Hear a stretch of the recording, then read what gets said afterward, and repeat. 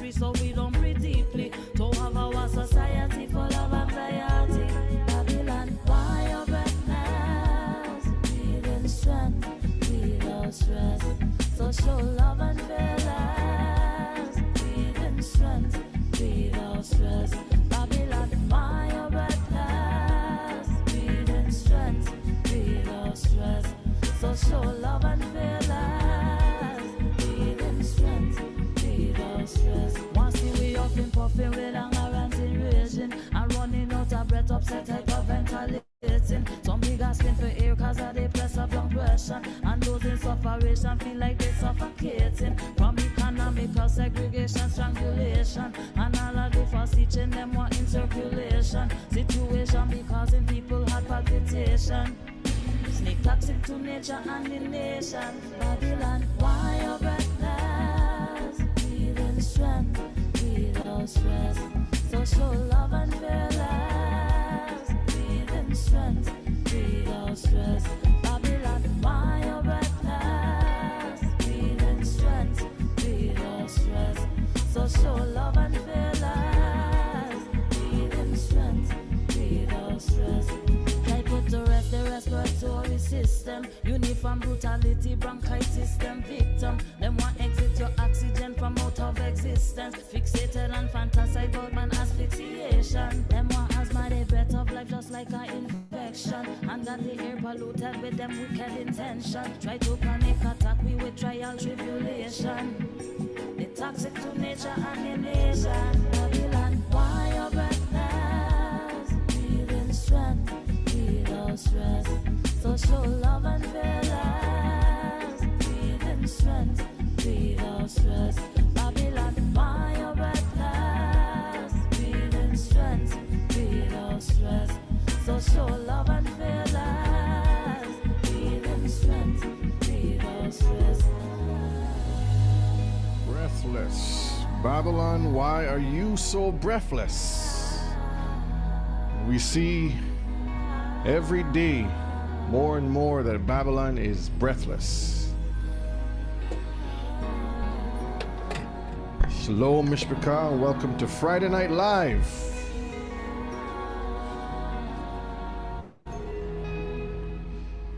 Shalom, shalom. Shalom, family. Shalom and welcome. I hope that we all can be heard.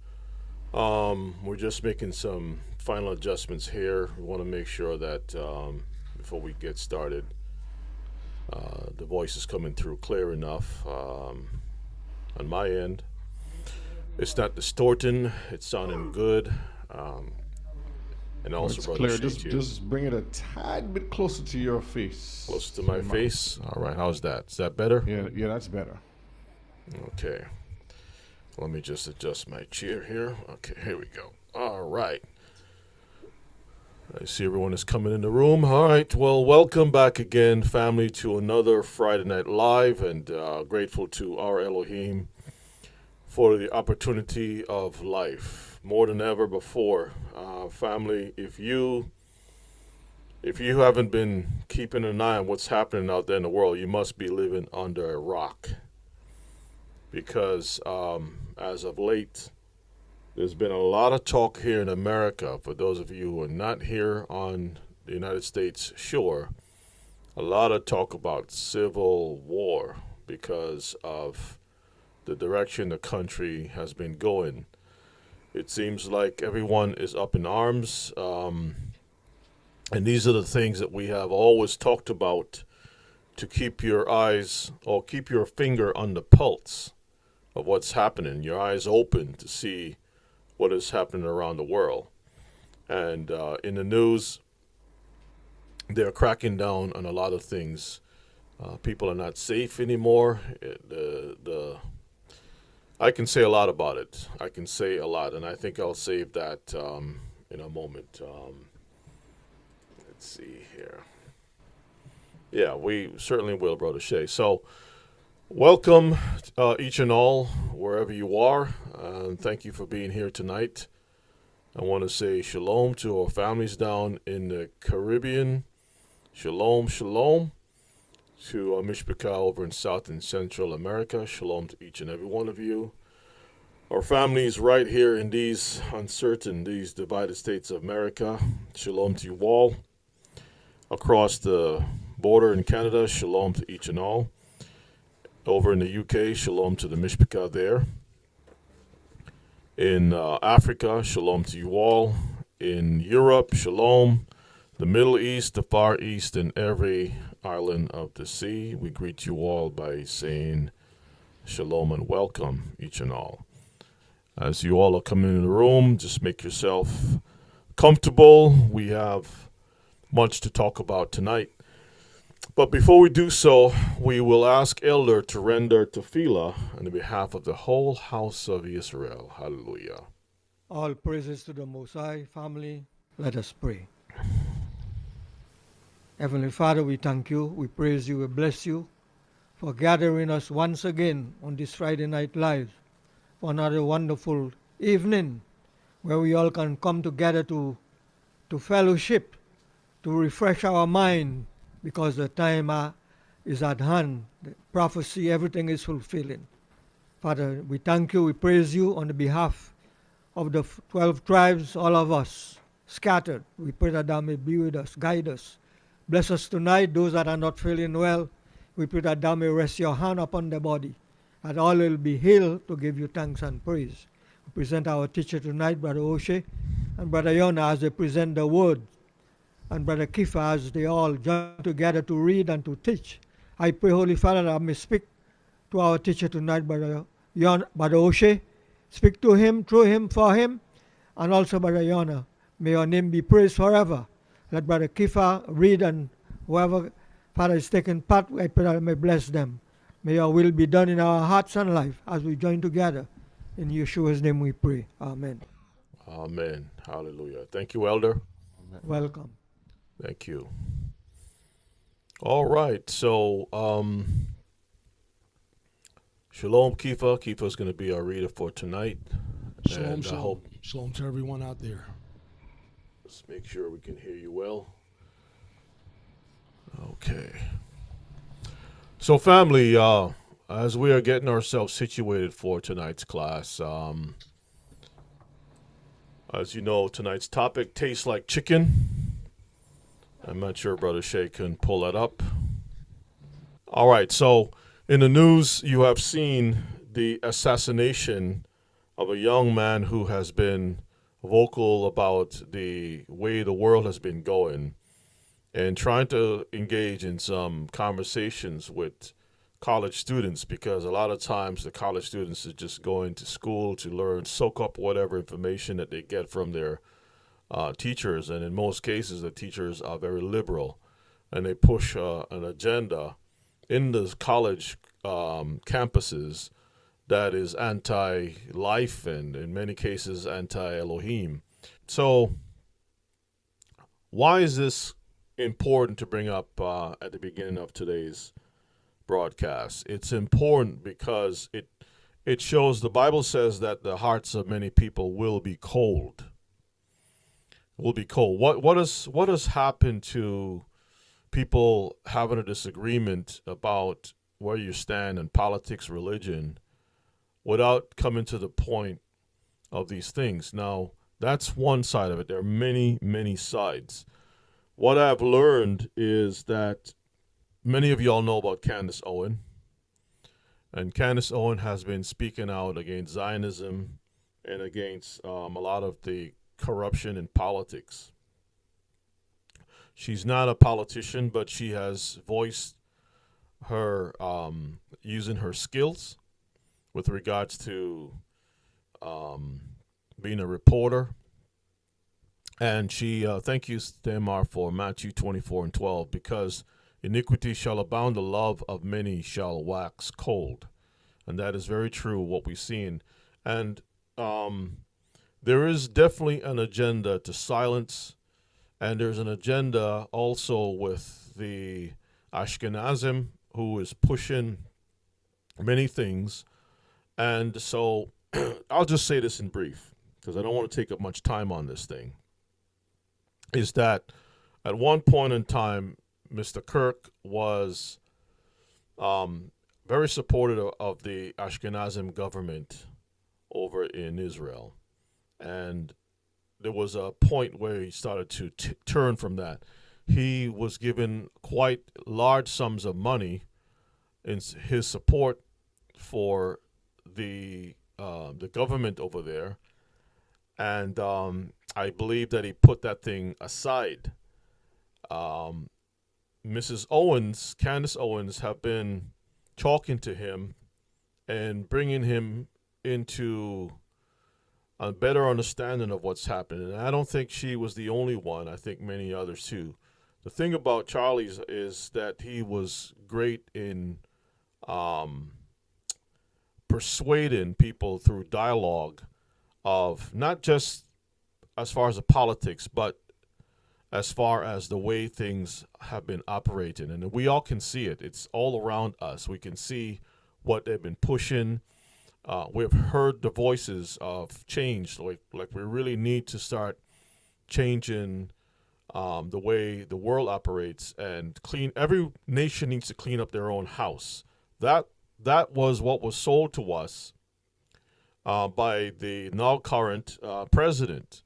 And many of his supporters were actually going out and speaking on those terms. So that has affected many other countries who now has said, you know what, we're going to start looking into our backyard first, right, and start cleaning the house, which is a good thing. There's nothing wrong for nations to pull back from all this cobwebs of internationalism, but then pull back and say, it's time for us to start cleaning the house. We've been cleaning everyone else's house. We've been in everybody's business. And so Charlie has been a younger voice on that level. It so happened that this thing has occurred, and we all know that he was also within the circles of the president and many others.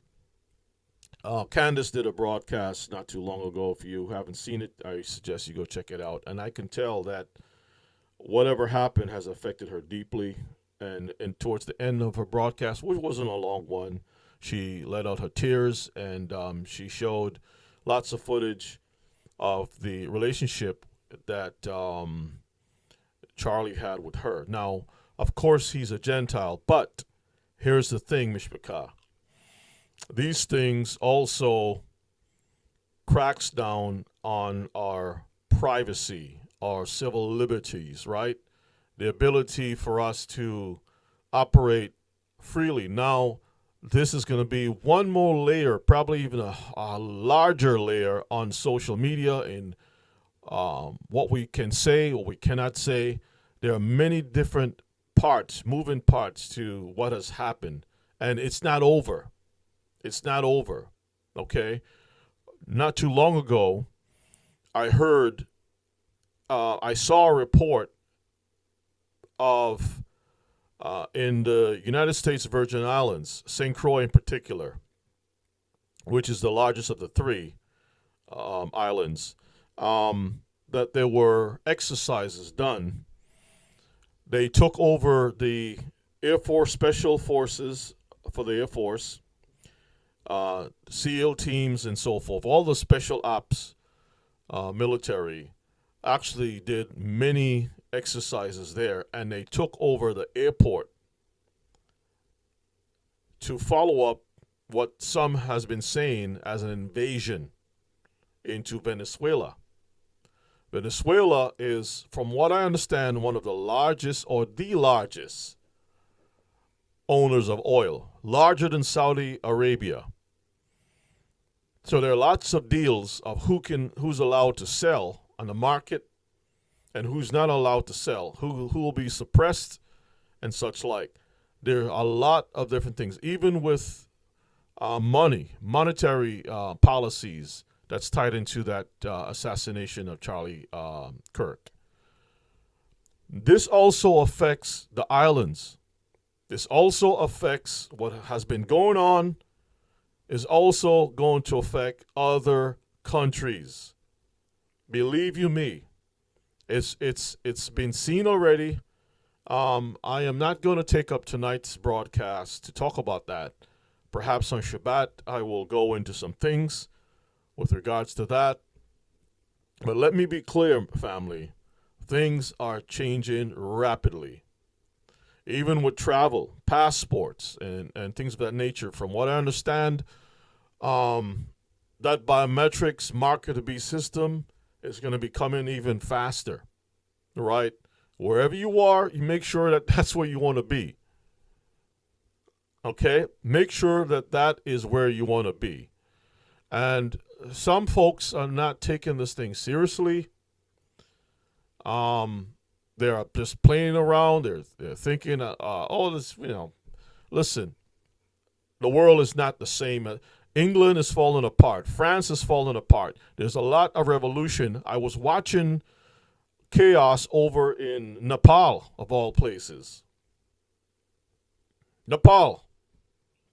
Yep. Okay? There are a lot of things happening in many other countries. Vietnam is changing their monetary policy that your bank account, everything is going to be biometrics. They already announced it.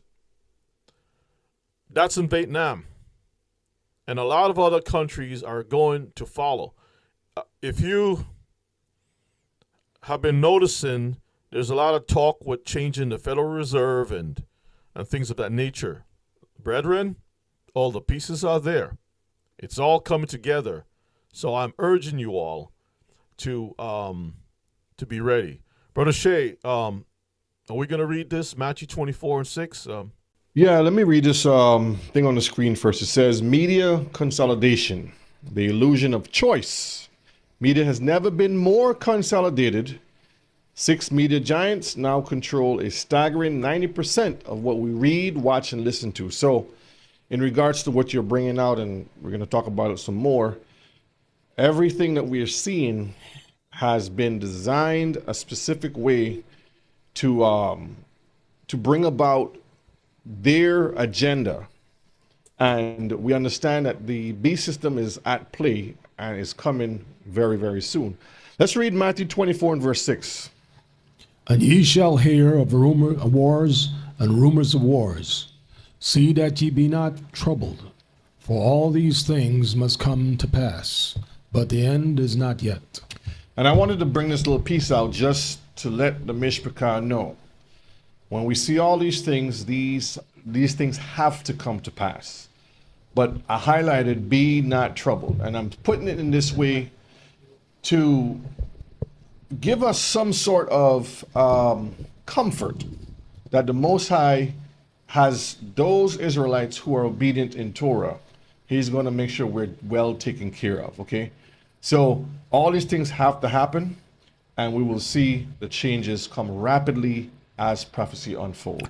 And let me continue to say, family, that there's been a lot of talk. I listened to Andrew Tate. For those of you who don't know about him, he's been labeled all kinds of different ways, but he has been pushing men should be men, women should be women, they should be feminine, the men should be masculine, and because the world has been trying to push this agenda of emasculating the men, and we're moving in a Baphomet society, right? And so he says he fears that he might be next, as if there's a list. Now, Charlie, from what I understand, Candace made a comment. She did not go into any details, but I already know where she was going, and she suggested that Ashkenaz doesn't like certain things, and therefore this was basically an assassination, right, to some degree. The same voice, the same thoughts has been going around with a lot of these people.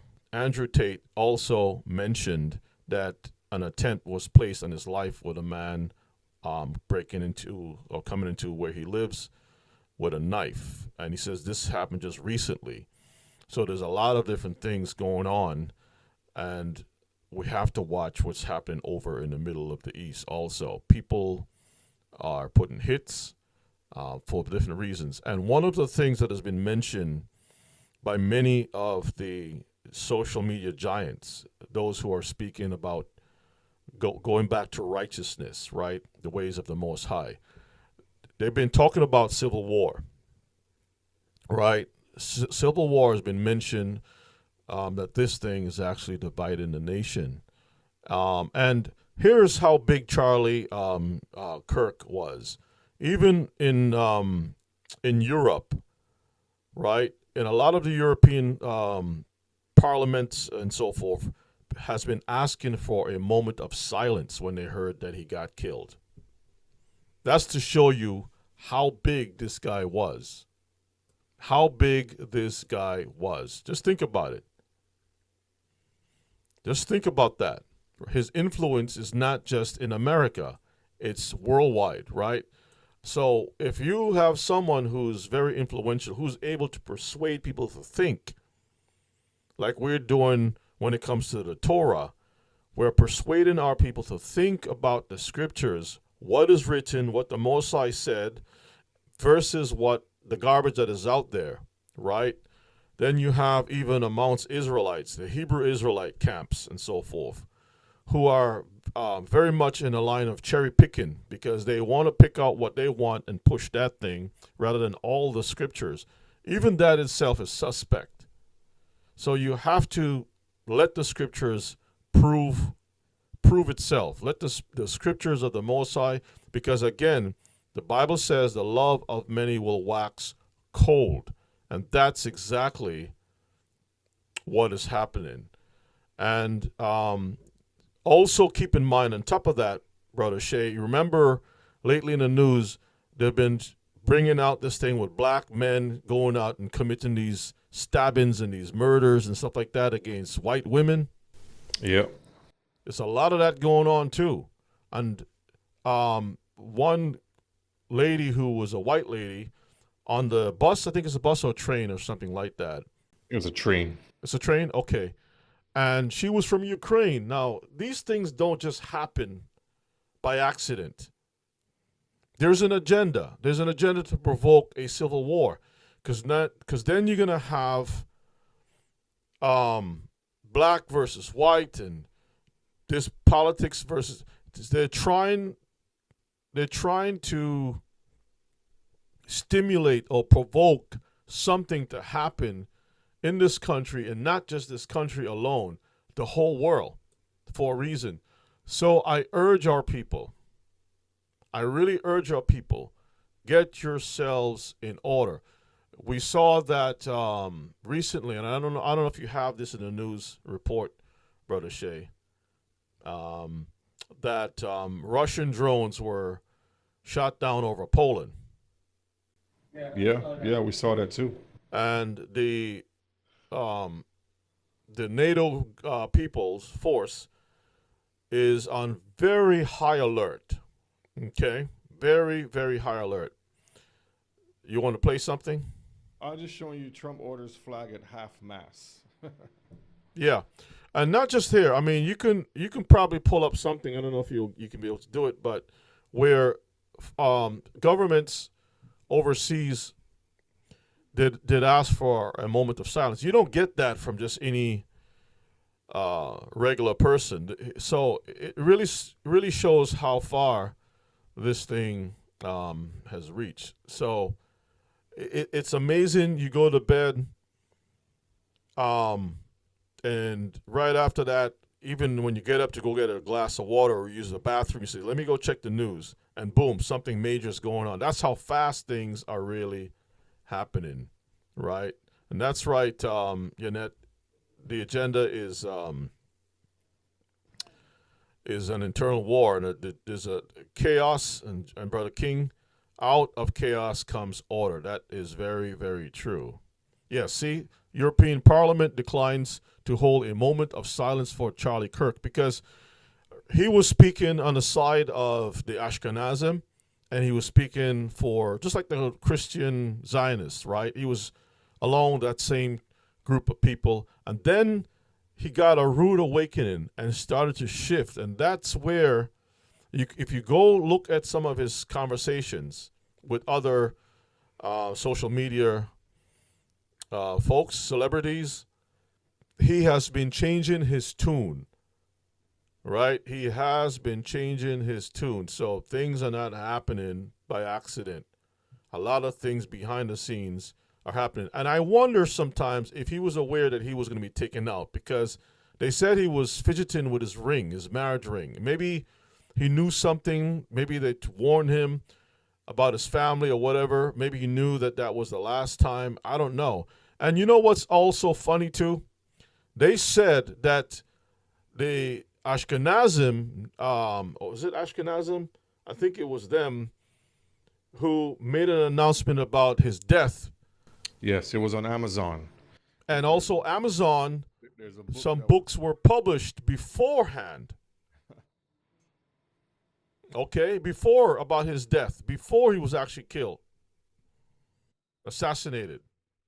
So there's a lot of funny business going on, Mishpachah. A lot of funny business, kind of like with and this is around the same time with 9/11 too. Yep. Shalom, family out there. Yeah, according to what's going on out here with the situation as far as this loss of life and the things, we have to remember that Ephesians 6:12 says that we wrestle not against flesh and blood, but against principalities, against powers, against the rulers of the darkness of this world, against spiritual wickedness in high places. Also, we also have to remember that everything in the world we live in is put together with symbolism. We live in a world of numbers, and every number has a reason why it is. Now, there was a definition of a psyop, or a psychological operation.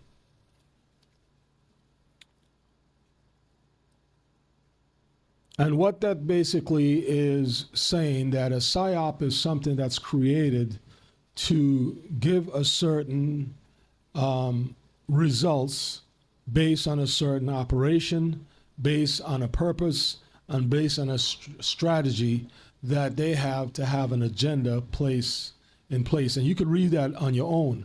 But let's look at something that's very strange. We were at the brink of a 24th year anniversary of 9/11. So we live in a world of zeros and ones and numbers, and we understand that there is a number that's going to be given, which is 666, or a number of a man. We also have to remember that we're not only living in a situation whereas we had a class last week. Now, if you want to go back later on a Rumble channel or YouTube about AI. Now, that's another thing that you have to think about. And we have a president who is president number 47 who spoke about fake news. That's why the Bible said we should not let these things trouble us. They look in the stars, the moon, and different things for signs. And we should also know that there's a reason, there's a number, and mathematical equation of things add up. We have 9/11, which is the 24th anniversary, gave us something that we all probably forgot about. On 9/11, which took place on September 11th, shortly after that, which is October 2001, we had what is called the Patriot Act. And that was the result of that incident that took place. Now, there's so many information in regards to who is behind that. And I'm not going to hint to if it's the same people that's behind the incident with this gentleman who got shot, possibly in the neck, or is it a deep fake? But there is so much information that is being done, played on our head in order to give a psychological response. Now, knowing that numbers have a lot to it, this gentleman was killed. His date of birth is October 14th, and October is the 10th month. The 14th is the day. You add both of those up, you get 24, which goes back to the Patriot Act. You go back to 19 plus 19 subtracted from 93, which will bring you down to 47, which brings you to the understanding that it's in the time of this president. But we have to understand that there is signs. We always have to look at the signs on what is being done and what's being prepared. And as Rebbe said, we have to be prepared for what is going to happen. Yes, we may set up and say, well, we're gonna build a bunker someplace, but would you be able to travel to that bunker? Would you have the necessary, supposedly, passports, supposedly the right markings on your hand, either in the forehead or the hand, in order to travel? These are the things that everyone has to think about, and also be thoughtful by being led by the Most High and the spirits of the Most High. I'll leave it at that. All right, Mishpachah. Well, tonight we're going to talk about taste like chicken, because they say everything tastes like chicken. Mm-hmm. Isn't that true, Mishpachah? Everything tastes like chicken? The science of food, when the unnatural becomes natural. And that's something that we have been battling for many, many, many years now, when you got a lot of different hands that are mixed and touching the food before it reaches your plate. From when things are manufactured, grown through agriculture, you name it, processed, packaged, and then it goes to the stores, and then there's more hands touching it before it can come to your table. And before you know it, you don't know who's touched what and what's touched who. So Yep. when the unnatural becomes natural. So in today's world, everything is now normalized to accept things the way it is. So tonight we're going to talk about the food a little bit, okay? Again, there's nothing new under the sun. We all understand that our enemy has been poisoning us for decades and still continue to. And we understand they can't help themselves. Is that true? They can't help themselves. We talked about it many times, how the Most High has placed upon them these different spirits to make them do these wicked things. So it's like an itch that they have, you know? Mm-hmm. So they can't help themselves.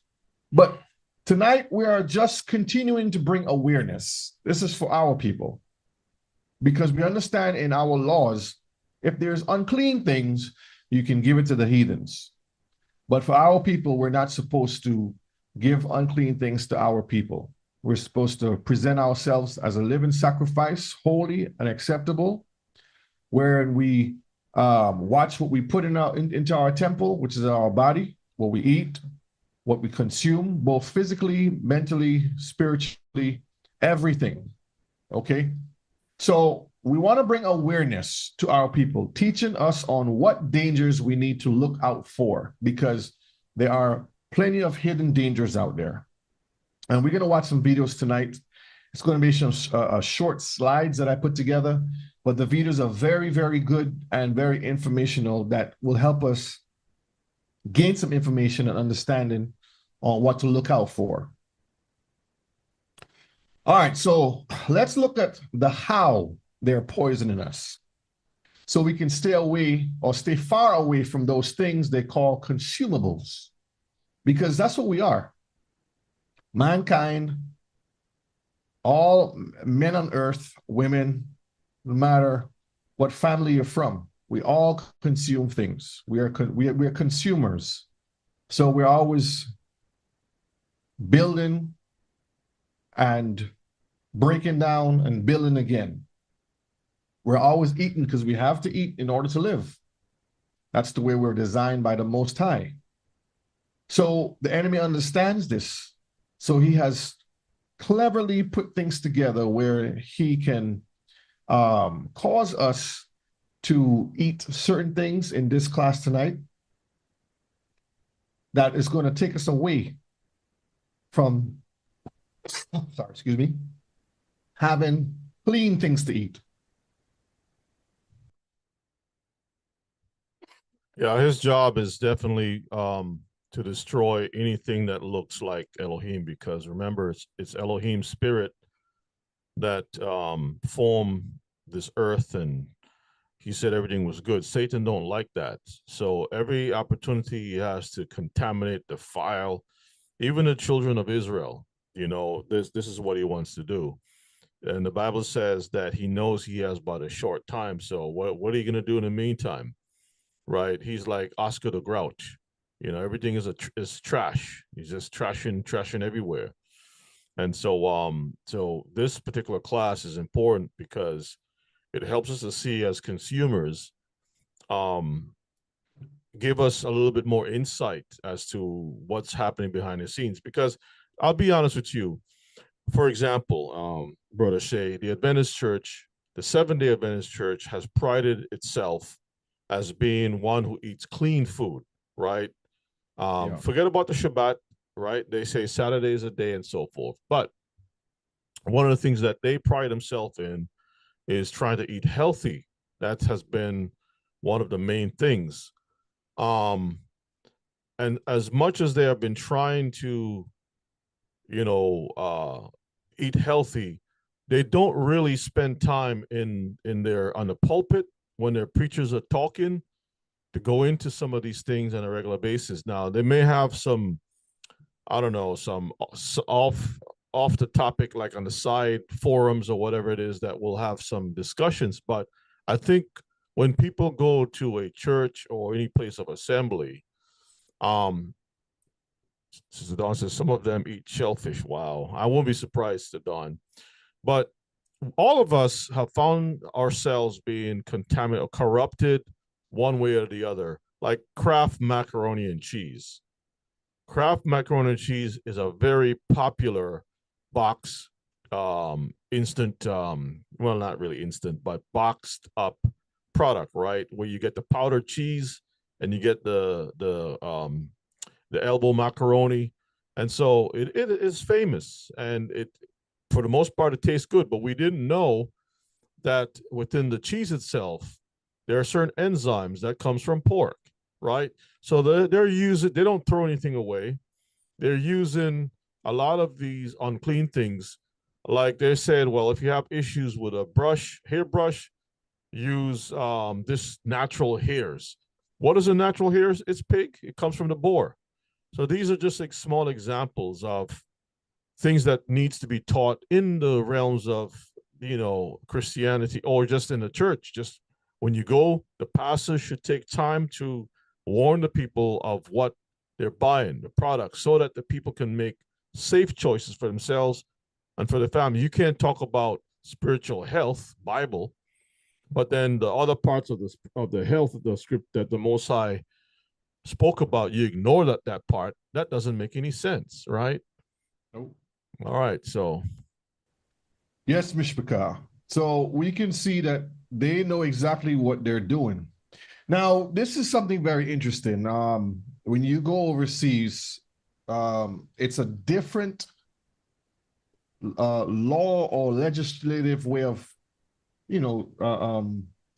controlling the food or what you consume over there. Let's look at the FDA a minute, because I'm going to break this down a little more. People also ask, read that for me. The U.S. Food and Drug Administration, FDA, is a federal agency within the Department of Health and Human Services that protect public health by ensuring the safety, Okay, so their job is to ensure safety. Go ahead. efficiency, efficacy, efficacy. Okay. and security of human and veterinarian drugs, vaccines, medical devices, the nation's food supply, cosmetics, and radiation emitting products. So this is what the FDA, because the question is, what is the FDA and its purpose? Food and Drug Administration. So they cover food and they cover drugs, pharmacia. All right. So we understand that it's a wide net that they have thrown out there. So they're talking about public safety and public health, efficiency and security of human and veterinary drugs, vaccines, medical devices, the nation's food supply, cosmetics, and radiation emitting products. So they look at what things have radiated or has been safety, radiated. Huh? the safety of things. Let me interject real quick. Yeah, go So ahead. this is the United States Food and Drug Administration, correct? Yes. But I believe this is also important for our brethren who do not live in the United States, because products that are shipped from the American shore has to be scrutinized by this agency. You may be living in Jamaica and you might be getting a lot of stuff coming from the United States. You may be living in Africa and you may have products coming from the United States. Some things are made in the United States, partly made. It goes to Europe. It may go to other countries and it's finalized, it's finished. The product is labeled, packaged from those other countries, and then shipped to your country. And so you may be thinking, well, brothers, that's in America. That's why I left America. Don't be silly. Don't be silly. I remember watching a documentary called Life and Death. I think it's called Life and Death, Kifa, in Jamaica, Yeah. where the farmers, the local farmers, have their fresh milk,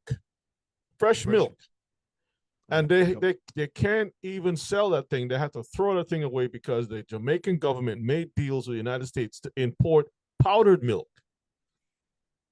And imagine the cows that the quality of the milk is poor from these cows that are turned, the milk is turned into powdered milk.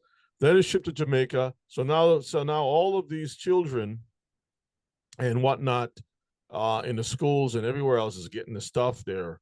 So this is why it's very important. And Jamaica is just one example. There are many other countries. So just keep that in mind. All right. Let's keep that in mind. Yes. So you see how this net has been spread all over the world. Again, America is the leading source that the world patterns after. Let's look at Sirach 12, verse 10 and verse 16. Sirach 12, verse 10 says, Never trust thine enemy, for like as iron rusteth, so is his wickedness. Go ahead. Sirach 12, 16 says, An enemy speaketh sweetly with his lips, but in his heart he imagineth how to throw thee into a pit. He will weep with his eyes, but if he find opportunity, he will not be satisfied with blood. So even with your death, you're still not satisfied. So he says, never trust your enemy. Mishpachah, our enemy is everything that these governments are putting out. And you may find some good things mixed in between that, but this is where you have to understand and know what is good from what is bad. You have to know what you can trust from what you can't trust. But overall, you can't trust them because to the left over here, it says FDA is there to protect you, to keep your food safe, and the list is long. But they also allow enough poison to enter into the food. Do y'all remember that we had classes on this before? They'll tell you, we allow enough rat droppings to enter into this piece of product, or enough dead animals, or whatever it is. Arsenic, give me some poisons. Hey, Brother Shay, you know what used to amaze me? When you have the rice and the bag is sealed, completely sealed, and all of a sudden you're seeing little weevils in that thing, and you're trying to figure out how in the world did this stuff get in there? Yeah, because they allow the eggs and stuff it was not processed properly. So they allow certain amount of things to get in. And to the enemy, they will speak sweetly to you. Oh, yes, we care about you. We care about the environment.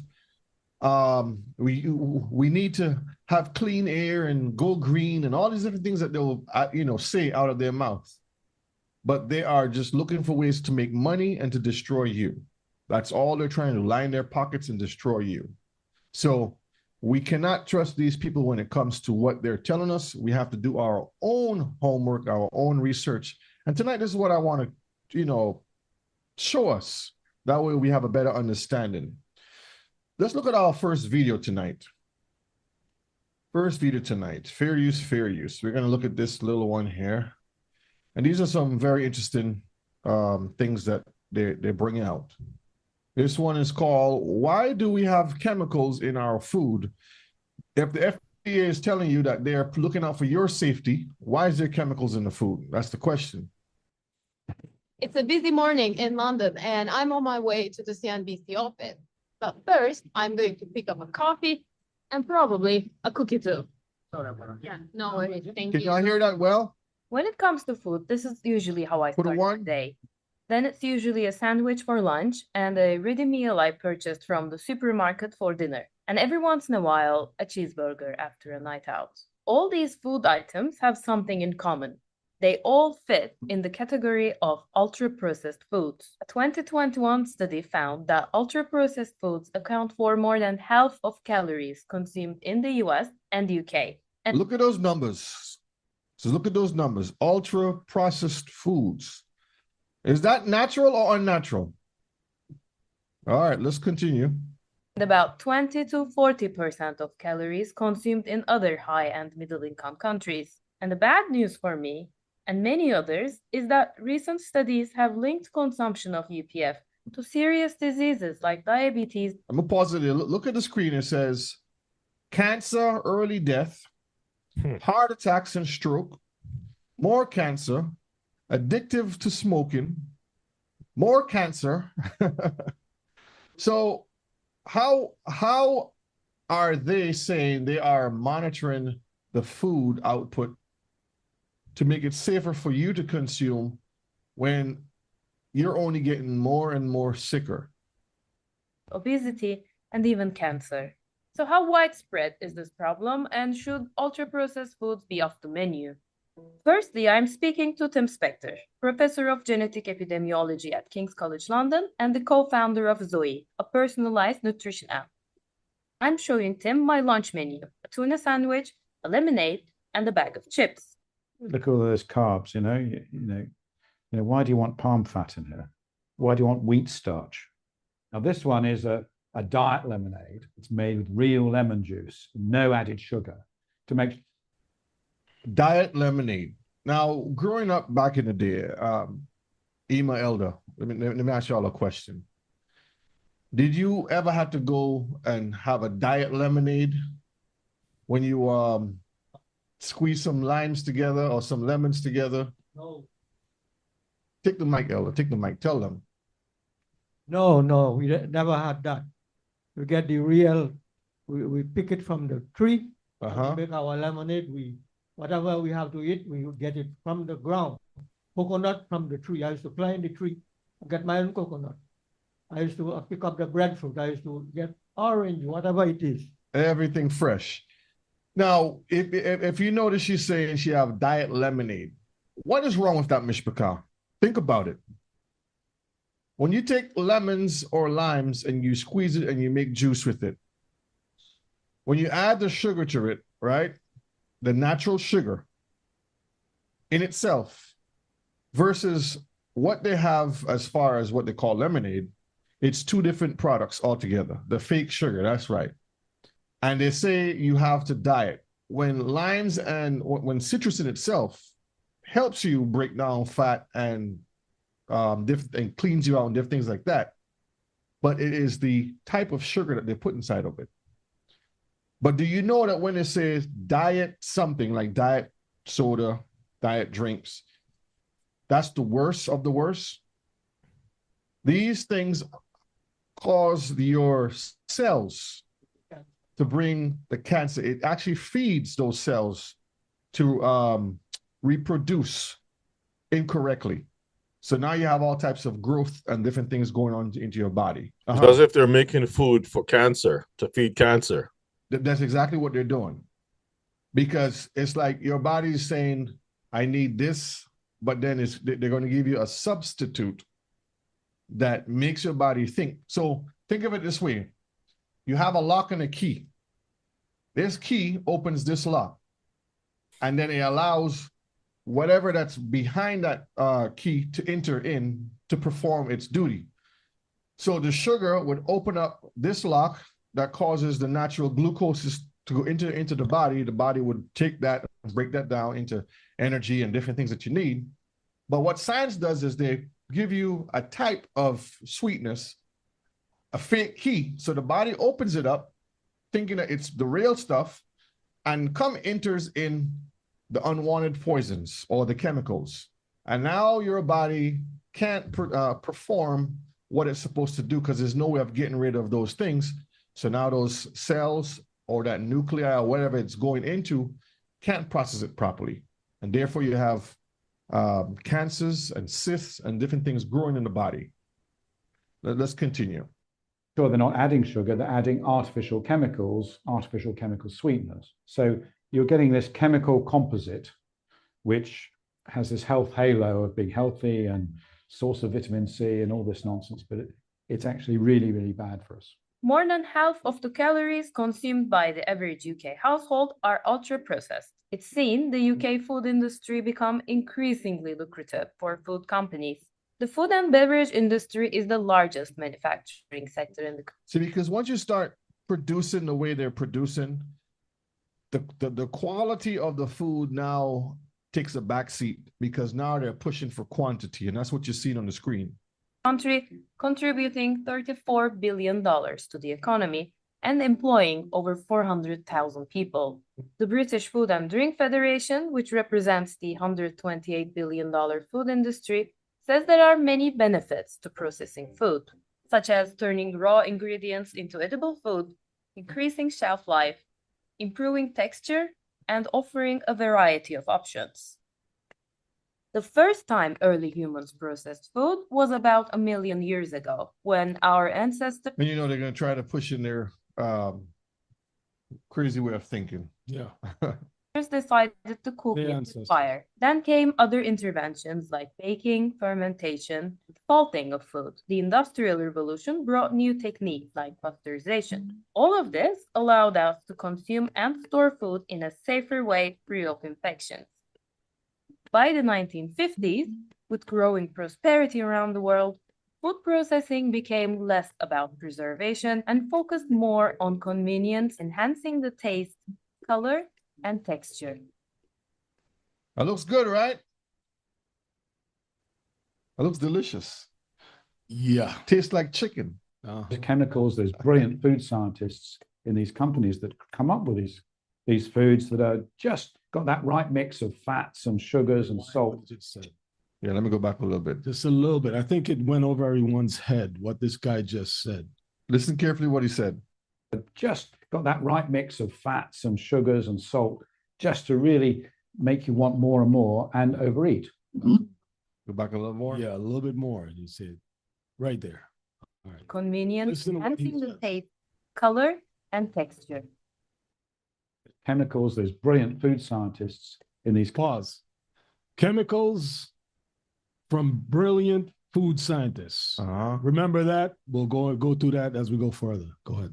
companies that come up with these foods that are just got that right mix of fats and sugars and salt just to really make you want more and more and overeat. Most of the ultra-processed food that you found that are higher in salt, fat, and sugar, they are designed extremely tasty. They are ready to eat. And you got to remember, Mishpika, these are not Torah-abiding people who are making the foods for you to eat. So the standard is different. It's not like you can go into the place and says, okay, I know I can take this package and just go with it because I know it is made according, it's processed, made, packaged, everything according to what the Torah standards are. You're looking at who is speaking and who is talking about the science behind the food. And they are also really aggressively marketing, especially to children. Dr. Kiara Chang is the author of an Imperial College London study that links UPF consumption to increased risk of cancer. We follow up almost 200,000 participants who were aged between 40 and 69 years old, and we followed them up for about 10 years. And we found that for every 10% of their proportion of their diets that's coming from ultra-processed food, every 10% of that was associated with a higher risk of developing cancer. What's the link between obesity and consumption of ultra-processed food in your research? We also found that higher consumption was associated with higher risk of obesity and type 2 diabetes as well. Non-communicable diseases like heart disease, cancer, and diabetes, which are not spread through infection, kill 41 million people each year. That's 74% of all deaths in the world. 74% of all deaths in the world is from food poisoning. But you won't hear about this on the news like that. And you know what's funny about that too is you have the medical industry working along with the food industry and the drug industry. They're all three of them working together. So that's why I was listening to. I'm sorry, I was listening to a short. I guess it was a podcast or something where this guy was talking about the times that we live right now, how things are, moving so quickly. And one of the things that he mentioned in the conversation was preparation, but Mhm. he did not come out and say, get water and different things of that nature. He talked about don't forget your supplements, the supplements, brother Shay. Yeah. And when I thought about it, I was like, so you mean to tell me that in a scenario like that, something has to pop off, World War III or nuclear or something, that supplements is what people are looking for. I mean, it goes to show how the world has changed so much that they can't exist without supplements. You find people with bottles and bottles and bottles. Take this, take that. Ima and Elder and many others of that generation, they grew up, as he said, about the lemonade. There was no diet lemonade. I mean, the sugar was processed differently, and you sweeten it according to you want. A lot of people started getting diabetes because of the soft drinks that were Sodas. being manufactured in those places, right? Soft drinks, not the lemonade. Yeah. Imagine the children have rattlers when they're babies, right? Mhm. As you get older, now you have bottles of pills. Just shaking. All right, let's finish this video because I got a lot of videos to cover. All right. The World Health Organization says that most of these diseases are the result of four particular behaviors: tobacco use, harmful use of alcohol, physical inactivity, and of course, an unhealthy diet. Here in the UK, 1 in 4 people are obese. That's the highest rate in Europe. And rising obesity comes at a time when there is serious food insecurity. According to the Food Foundation, healthier foods are twice as expensive as less healthy options, And there's a reason for that. You see, what's good, they make it high for you to pay for, and what's cheap, they put it right there for you. What's not good. especially fruits and vegetables. I visited the Food Foundation and spoke to Rebecca Toby, a nutritionist and business manager. How do you think we can find the balance? Because the problem is most of these ultra-processed food items are quite accessible and cheap, so it's an important option for a lot of people. I think we need to acknowledge that not everybody has the time or the mental bandwidth to spend on food. If you're working multiple shifts and your food budget is really constrained, I mean, think about it. If you have your own garden and farm, and you have your family in that environment working it, you know what is coming in and out of it, and you know how hard it is to prepare everything, and you take the time, you prep everything, versus living in a city scenario where everything is made already, readily available, fast foods, quick vending machines. You don't have to worry about anything. You just wake up, push a few buttons, the bell goes off, your food is nice and hot, you're out the door, on the train, bus, wherever you're going, into work. It's like a cycle of on the hamster wheel. Sound like a very nice rat race life that's cushy, that's give you the opportunities to do what's very important, which is lose time and not connect to the Most High. That's right. to make sure that the government and businesses are acting to actually change the food environment people are living in. It mustn't be about individual choice, because really choice is severely constrained here when it comes to what people can buy. In recent years, Britain's food system increasingly became a controversial issue. Health campaigners have been calling for the industry and the government to take action to improve access to better food. A group of investors have also joined the conversation. We noticed that investors did not have a seat at the table when it came to advocating for the well-designed regulation, really that will be able to support us to build a healthy, sustainable and affordable food system. Sophie Lawrence leads a group of investors called the Investor Coalition for Food Policy. They manage assets worth $7 trillion. We're going to go to the next video because there's a lot more to glean. But you can see this is just in the UK area. It's worse here. Okay.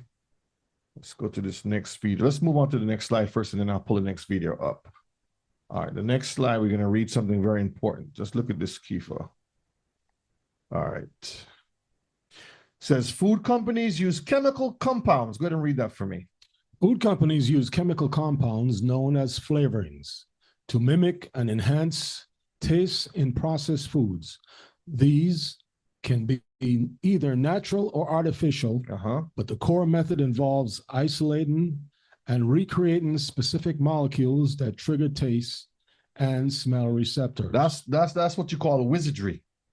When you're doing a trick, you know, like an illusion. A Jedi mind trick. A Jedi mouth and mind trick. Yeah. Because they know exactly what they're doing to capture you as a person eating. And we're going to see later on who they're targeting mostly of the time. Let's continue. The process. The process of mimicking tastes. Identify chemical compounds. Food scientists or flavorists use technology to identify the volatile chemical compounds that give natural ingredients their flavor. Now imagine you have a job. All you do is just sit down there and create flavors.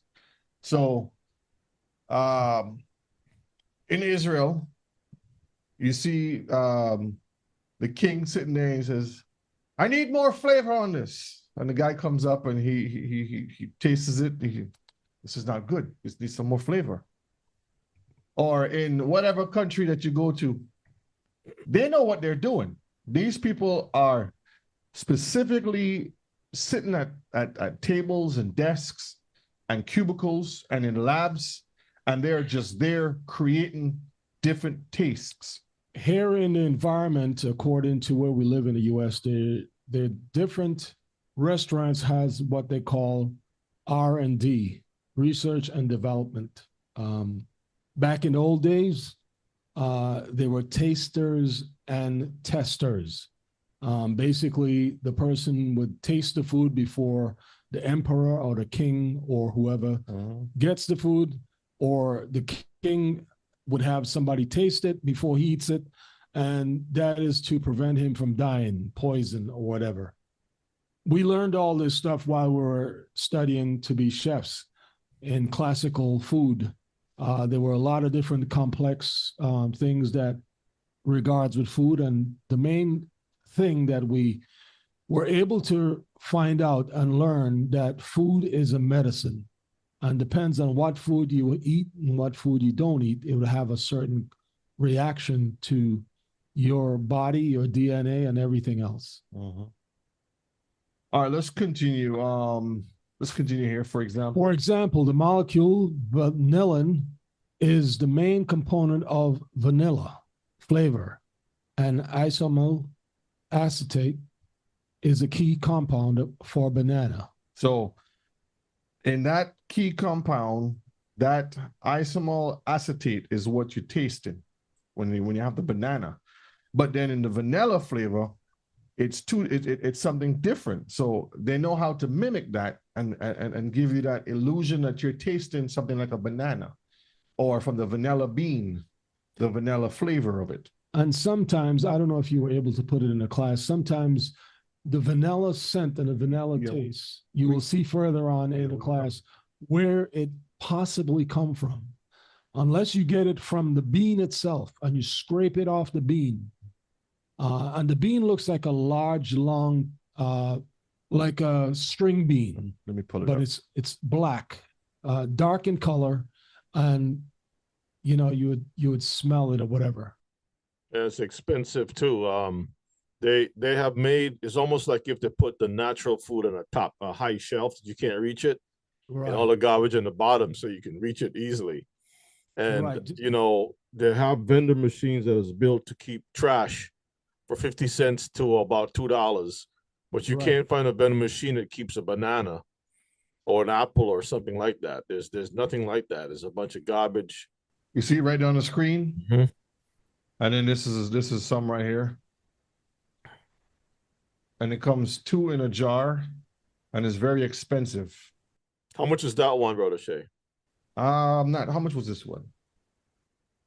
Somebody can Google it and see. Whole Foods. When you get a chance, just Google it. Whole Foods organic vanilla bean. Now, this is a choice you really want to go if you really want vanilla, or you have to look to make sure it's organic and make sure that ingredient doesn't say natural food flavoring or natural foods or natural flavorings, because you don't know what you're really going to get. The word natural is exactly what they're telling you, but it's a trick. Mm-hmm. It's not natural of what you're thinking. It's natural of what they're thinking, because they're selling it to you. That's right. And you're the buyer and the consumer, but it's at your fault.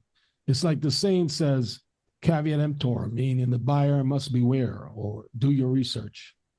Let's continue. Replicate compounds. Replicate compounds. Once a compound is identified, it can be replicated in a lab. So that's what these scientists do. They sit down and they break things down, isolate them, and it says, okay, this is called this and this is called that. So what we're going to do is we're going to create this. Let's see if we can make this. And they go and they spend weeks and months, however long it takes, and they put a lot of money into it. And then they said, finally, we replicated it. Right. We have something that is just like it. Right. And that's where the word pharmakia also come into play to understand. There's 2 elements involved in that, one with the food and one with the natural herbs that make medicine or whatever. And they use these things and replicate it to not only destroy us, and we always have to remember, Exodus told us that they deal wisely, and we always have to keep that in mind. Yep. Now we go up to the main distinction between natural and artificial flavors is the source of these replicated compounds. Natural flavors are derived from a natural source, such as a spice, fruit, vegetable, or other plant or animal material. And you see where it says animal material? So you don't know what you're getting. Is it natural? It is natural. Oh, yeah. But is it natural for you as an Israelite to eat according to the law, statutes, and commandments? Dietary. Because the Most High in Leviticus 11, he tells us exactly what we can and cannot eat. Right. If you have a moment, you can pull up Leviticus 17 and 15. Yeah, that's a little better. 17 and 15. Yeah, because as you mentioned just a second ago about Leviticus 11, it is true. See, why are we having these classes? We cannot just identify as Israelites and don't remind our people, right, that we are in a covenant relationship with the Most High, that he requires us to check ourselves to make sure that our diet lines up with his laws, statutes, and commandments. That's the reason why we do these things, right? When the doctor tells us that we have to abide by a cleansing process for whatever reasons that he puts us on the regimen, we make sure that we follow that thing to the T. But when it comes to the Most High, we find excuses, which all of us are guilty one way or the other. So it says in Leviticus 17 and verses 15, "And every soul that eateth that which died of itself, or that which was torn with beast, whether it be one of your own country or a stranger, he shall both wash his clothes and bathe himself in water, and be unclean until the even, then shall he be clean." Okay, so and that's not quite the one I really wanted, but we're supposed to give the unclean stuff over to the other nations, right? Yeah. And so when it comes to the way that the nations put food together, I guess the question is on the table is which recommendation are we following, right? And I know it's a difficult topic because the way our houses are structured now, we don't have the mother at home like beforehand that will scrutinize whatever comes in the fridge, check everything and make sure that her husband and the children are being fed healthy stuff. We don't really have that anymore. What we have is you run into the store as quickly as you can, and you just snatch things off the shelf because you want to have groceries, and then you just go from there. And if you really look at how much groceries, the balance, if you put it on a scale, how much is processed versus how much is produce, you'll find that there's more processed stuff than anything else. Yeah, that's true. You said what? Deuteronomy 14:21. Okay. Let me pull that one up. As we go through, we're gonna see some things here of how they have been wickedly putting things in the food. You said verse 21? Okay. Is this the one? That's the one. Okay. Ye shall not eat of anything that dieth of itself. Thou shalt give it unto the stranger that is in thy gates. See? That he may eat it, or thou mayest sell it unto an alien. And that's what I was saying earlier. For thou art an holy people unto your Elohim. Thou shalt not cease. Yeah, you can stop there, Kifa. That's fine. But again, the Mosai is very strict, and there's a reason why he's telling us to do it this way. He knows the cycle of life. Since here we're eating a lot of preserved stuff, the question is, well, what is a requirement for something from the time it dies to the table, right? From the farm to the table. How long should that be? Because you have Gentiles that believe in having aged meat. The meat is basically rotting, right? With mold, all of that stuff, right, Kifa? And it would say this is really good stuff. And we have taken on, like you have your Julia Child, and you have so many men and women chefs, celebrity chefs, that will create this thing in our heads that this is how we should go, and we entertain that stuff. But the Mosai is sad. He's not happy with what he prescribed, that we are not following his prescription to the T, and that's what we have to work on as a nation.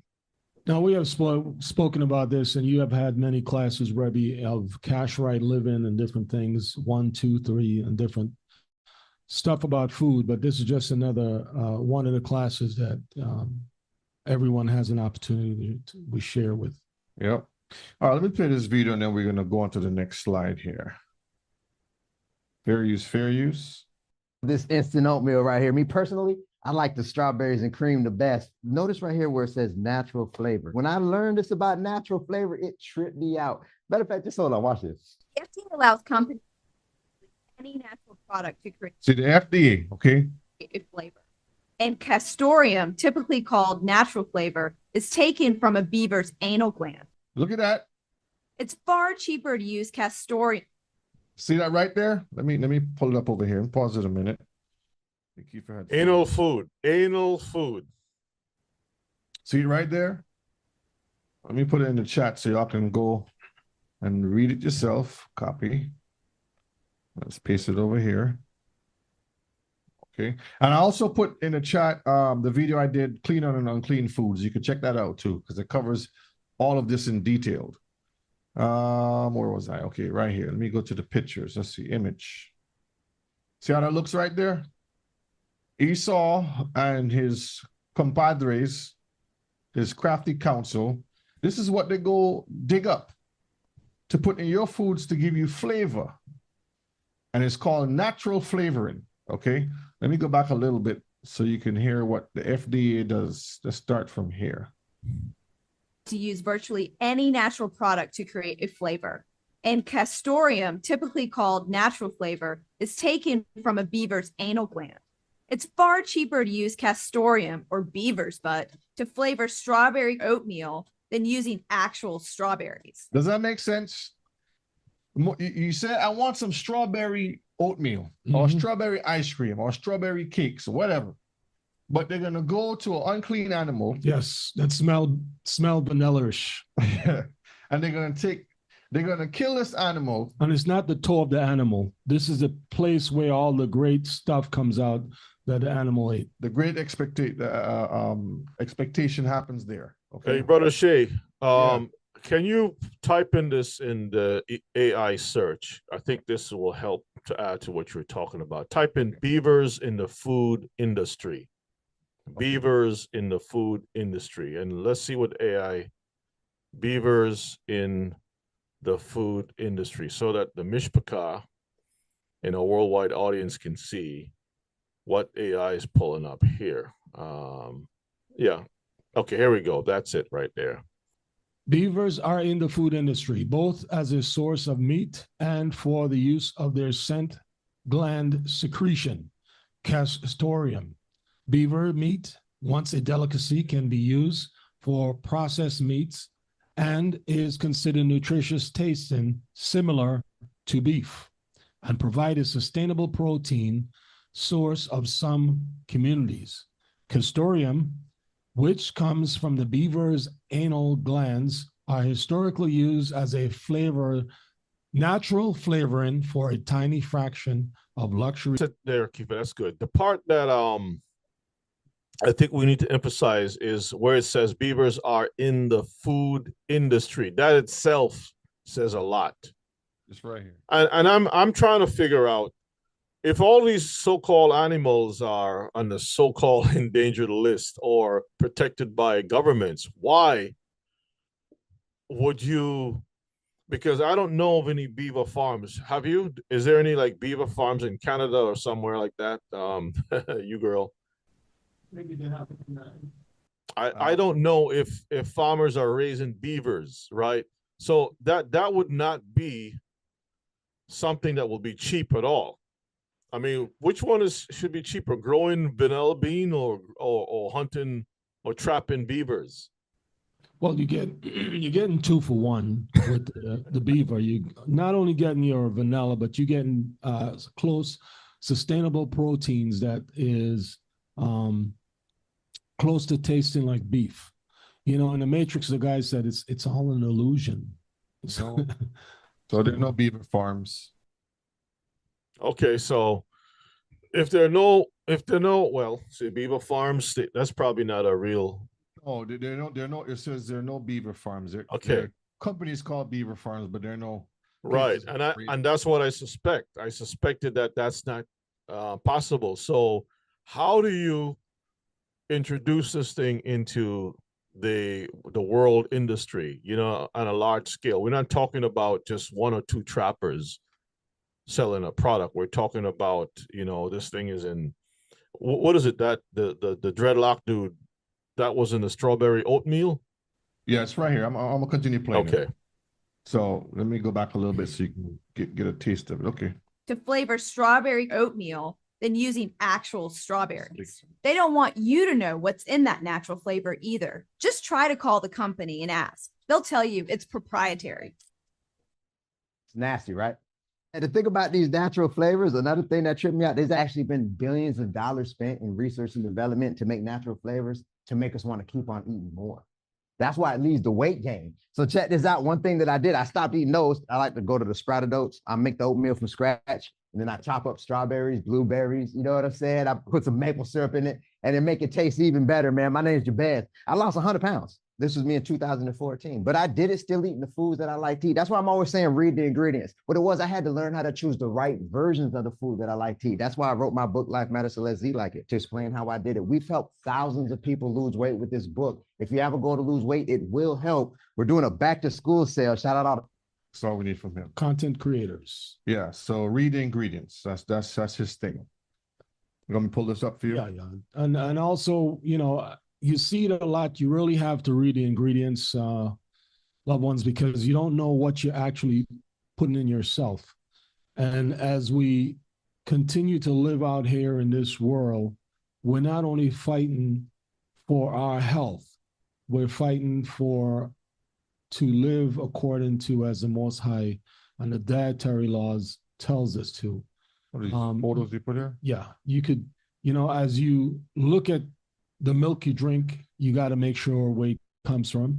You know, the potato chips or the chips or whatever you use, you have to make sure you look at where they come from, and look at the ingredients. What's in your bread? Some of the stuff have This is from Sun Chips. See where I circle it says natural. That's the Sun Chip right there. And as you go to the back and read the ingredient, you'll notice it says natural flavors right there amongst everything else. And you're thinking, well, you know, it's good. Sun chip. You go back to the front of the Sun Chips.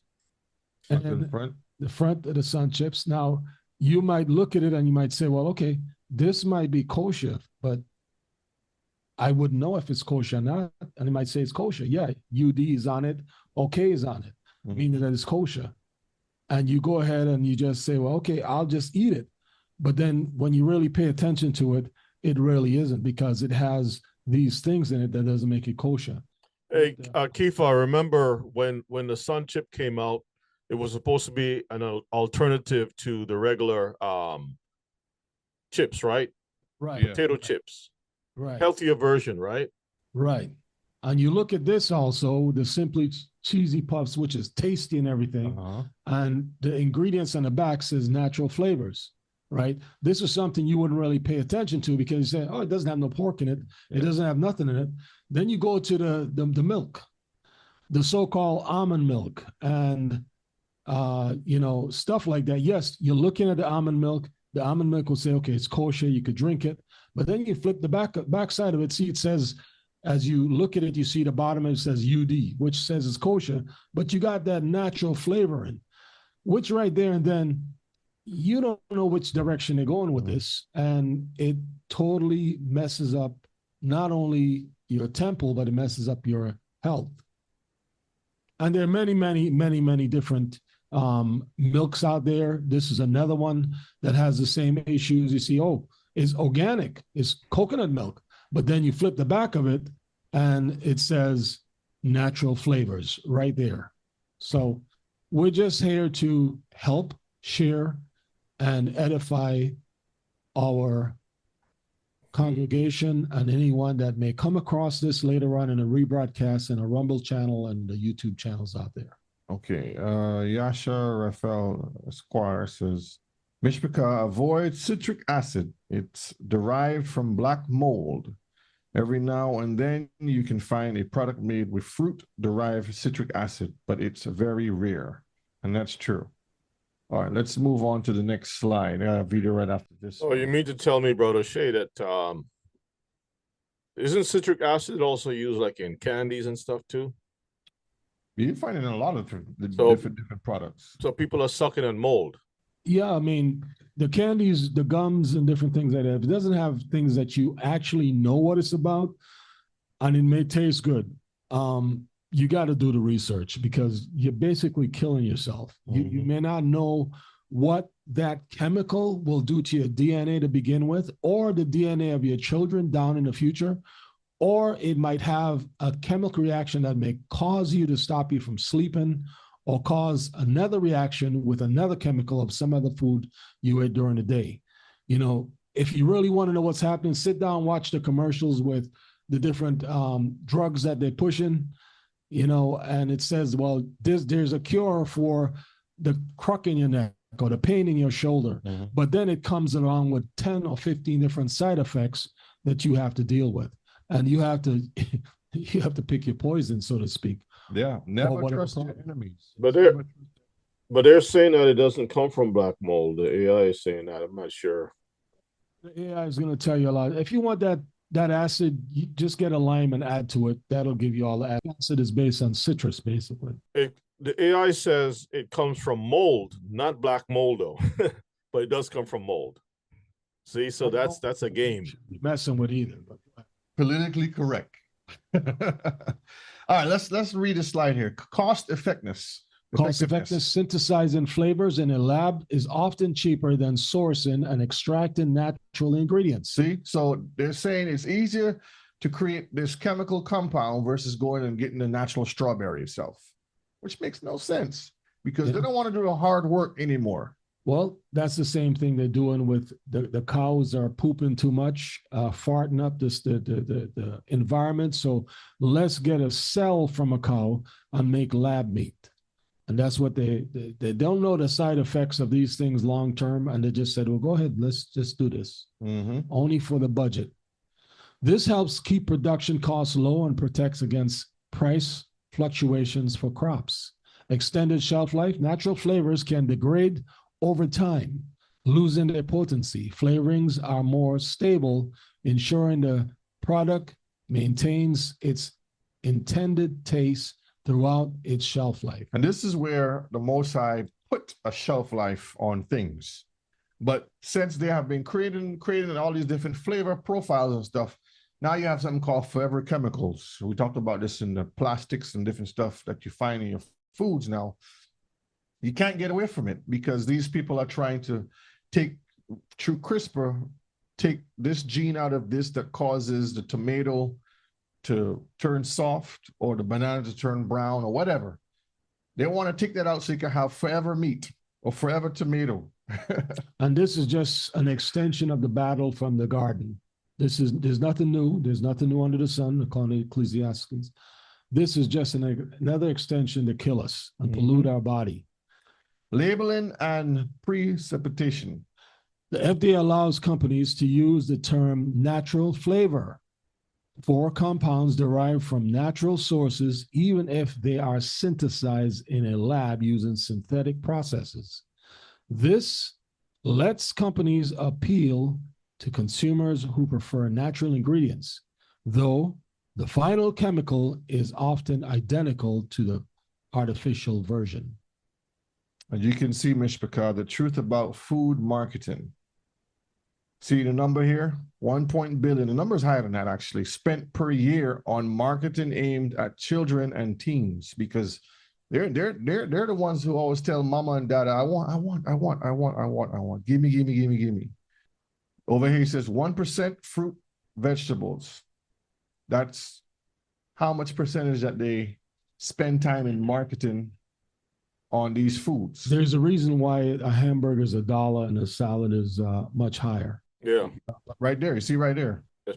Especially when they said that the price of meats has gone up a whole lot. Yeah. But still, McDonald's able to push out 99 cents And if you hamburgers. want to know where they're coming from, sometimes it may be good, as we have been blessed to have a natural farm in our area and also a butcher shop, to go and source your meat and milk where you can get it, and you know where you get it. The farm to table thing is a true thing that is good, and not knowing where your food comes from, but a supermarket. Remember, they're more concerned about the overhead than the underlying problems you're gonna have with the doctor. Hey, Sister Johanna had sent me some photos. She and her husband caught some beautiful salmon from the river that around her way. So she's in a good place to pull some things right up out of the waters, pristine waters in Canada. I really hope so. Yeah. I remember when I was living on the west side of the world, over there in the mountains. We went fishing and we caught some trout and some salmon, and the meat was the color of your shirt naturally. I mean, beautiful, fat. And I compared to the one in the store, and it was like a light pink. And I was shaking my head and says, man, this thing looks totally different. Have you seen the blueberries? I went to the marketplace and they got blueberries as a grape. In the wild, it's small, right? Yeah, it's tiny. All right, let's play this video. This is Fruit Loops sold in the United States, and this is the same product sold in Canada. At first glance, they look identical, but if you take a look at their ingredients list, you'll notice some key differences. The American version contains several food dyes that don't appear in the Canadian version. Now, why is that? Why can't the company say, you own your company, Kifo, right? And you says, I want my stuff to be natural. I want to be all organic, healthy for everyone to eat. So why are you going to cater to this country different from another country? Right. Think about it. It's all about money. It's all about the money. It also contains a substance called BHT, a preservative that faces stringent restrictions for food use by the European Union. I think it's indicative of how much more lax the rules are here in the US. So there are ingredients that may be used in US products that aren't allowed in the EU or in Canada. While not all additives are inherently bad, experts have long raised concerns about the lack of regulation over harmful additives in America's food supply. The Food and Drug Administration announced today that it is banning red dye number 3. That's the synthetic additive that gives certain products their bright cherry red. And even though that, what's his name that just came in with Trump, Kennedy. Even with them trying to do stuff like this now, it's too late. And then they're telling you it's going to take another 6 months or No, 6 years. 6 years? Years To before. come off the shelves before they can start to change the stuff in the companies. Does that make sense? Nope. Color. Europe defaults at protecting the population. The US defaults at actually letting ingredients in and kind of allowing the food industry to police itself. We know from prior research that over spans of decades, thousands of ingredients are added to the food supply without the FDA knowing about it. It's impossible to quantify because we don't actually know which ingredients are added. In 2019, 59.5% of foods bought by American households contained some form of additives, an almost 20% increase from 2001. Chemicals and additives in the food supply are. So how are companies getting away with adding potentially dangerous additives to America's food supply? And can anything be done to stop it? That's the question. Not all food additives are bad. Many of them are approved and widely. Legal loopholes. So they're gonna start snitching on themselves. The video audio is going in and out. I'm not sure if everyone can hear. Okay. But it seems to be going in and out. So make sure it's up enough. Other parts of the world. The US is a little unique, though, in how our regulatory process works, which has led to a lack of oversight over a lot of these chemicals. The Food and Drug Administration, or FDA, is responsible for regulating food and health-related products to ensure they're safe for public health. Today, it's estimated to oversee 80% of the US food supply. So the way that it is supposed to happen, based on the law that Congress passed in 1958, is if you, a company, want to introduce a new food additive into the food supply, you would file a petition with the FDA. And that petition would trigger an FDA investigation of that chemical. FDA scientists would look comprehensively at the safety of that ingredient. There would be a public process where the application would be filed publicly, and other scientists and experts and citizens would have the opportunity to weigh in. And only at the end of that process would you get approval or disapproval from the FDA, determining whether or not that ingredient can be used in products. Congress, in its wisdom at that time, said, we know there's all these like ingredients used in food, like flour or olive oil or pepper or salt. We don't need FDA to review all of these common substances. So they made this exemption to that requirement for additives for substances that are generally recognized as safe. What we have seen over time is that companies are creating new ingredients, having their own scientists or hiring outside scientists to make their own determinations that an ingredient is safe. And then once they self-declare that their ingredient is safe, they don't have to go through that pre-market process. Between 2011 and 2021, only one new chemical went through the petition process for pre-market approval. Only one. Meanwhile, but you saw how strenuous that process was, right? And only one ingredient went through that process. So you see how they play the game. The vast majority of companies use the GRAS pathway to determine safety on their own. 756 new food additives have been introduced into the food supply through this loophole by the food and chemical industry between 2000 and 2021. However, that number only includes additives that companies have voluntarily notified the FDA about. When a company submits a GRAS notice to the FDA, there are three things. Just dropped again. All that, if it's playing on your end, it's not playing here. Put the link in the chat. You could always go back and take it off. Ingredient is not actually generally recognized as safe and make that statement, or FDA scientists can start asking questions. And what typically happens when the FDA starts asking questions is the company can ask the FDA to stop their evaluation. They can withdraw their notice. I call this the take backsies provision. And then there is nothing further that the FDA can do really to stop that company from moving forward in marketing. Between 2015 and 2024, the FDA ceased to evaluate 113 notices at the notifier's request, based on a calculation by CNBC.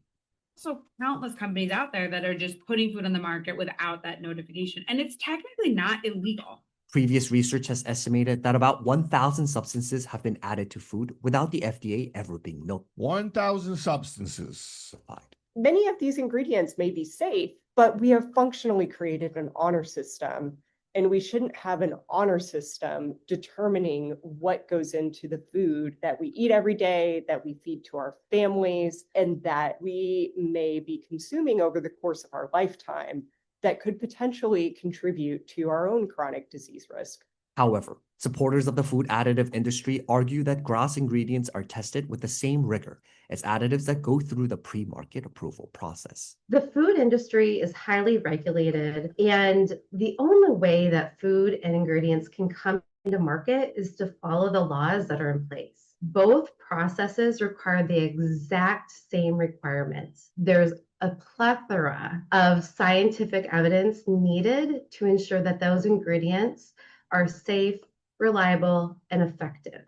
As more additives enter the market, the global food additives industry has seen immense growth, with some research estimating that its market size could reach $106.8 billion by 2029. Food additives are what make food possible. There are additional benefits such as extended shelf life, consistency, longevity of products. Everything is very transparent.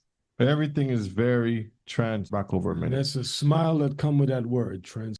So they know what they're, yeah, the little Yoda in the back. Yeah. Jedi mind tricks.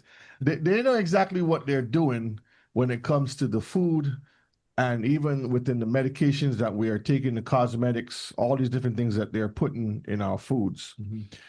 All right, let's look at flavor enhancements. Flavor enhancements. Beyond mimikins, some companies use special chemical ingredients to enhance or block taste receptors. All right, let's pause a minute. So look up here, you see it says flavor, oral chemoreceptions and nasal chemoreceptions, taste and smell. So you remember the cartoons growing up with, I guess, Bugs Bunny or whatever it is, and the smell was floating in the air. Yeah. And he grabs him by his nose and he picks him up and he floats away. So even in the smell, they're putting things for you to be attracted to it. Put extra beaver button there for you. Yep. I'm gonna get it. So you see how it's oral gastration, which goes through your stomach. Sweet, sour, salty, bitter. Umami. You remember what umami is? Yes. It's a special, right? Yeah. Umami flavor. All right, continue reading. In 2005. In 2005, biotech company Synomics developed compounds that could make a food taste saltier or sweeter, allowing manufacturers to reduce the amount of salt or sugar they use. Imagine that. So you're not even having the real taste of sugar, but the thing tastes real sweet. And you're like, this thing tastes sweet, but there's no sugar in it. How is it sugar-free, but it's sweet? Yeah. It's a magic trick. How is it salty, but there's no salt? Yeah. All right. Continue over here. How taste is manipulated beyond flavoring. In addition to flavoring, companies use other chemicals to manipulate taste and texture.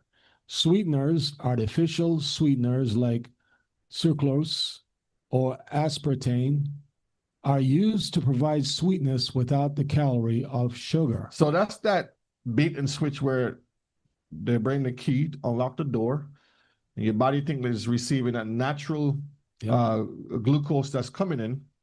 When it's something that is not there, and it's empty, but the emptiness is filling something else that is not supposed to be filled. And you find a lot of these things in the candies, the gum, and all these different things, your sweeteners and different colors. And there's a reason why you pick up a pink, the sugars are colored a certain way. White is for regular sugar, brown is for raw, pink, which is also the color that is used during the season for help the chemical drive, have all these different chemicals in it, blue and all these different things. Pay attention. You're being tricked. You're being told, and you may say, well, okay, I'm going to try to eat as safe as possible, but then you're going to grab some gum that has exorbitol or aspirin and all these different sweeteners, supposedly, and not sugar, and you only added more problems to your life. And when you look up the word artificial, it means made by humans. So it's not natural. In other words, the Most High didn't make it. Just like artificial intelligence. Artificial intelligence, correct. Acid, citric or malic acid, are added to create a sour or tangy flavor. Tangy flavor, yeah. Flavor enhancers. Monosodium glutamate, MSG, is a well-known flavor enhancer that creates a savory umami flavor. So you're like, this is good. I can't put this bag of chips down.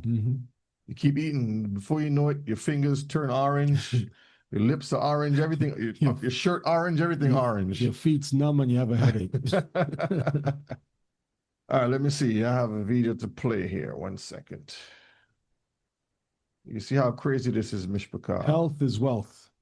Either you do it now or wait until you have to see a doctor, and hopefully you'll get a doctor that have scored high on his school test, and you don't have the guy that did most of his stuff online or at home.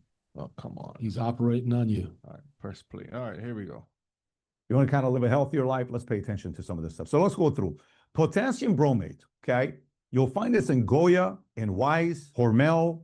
When it comes onto BHA and BHT, you'll find it in Kellogg's, Nestle, Nabisco. By the way, now these are chemicals he's naming. Let me go back a little bit, because these are chemicals that he's listing that's in the foods, which companies put them in their foods.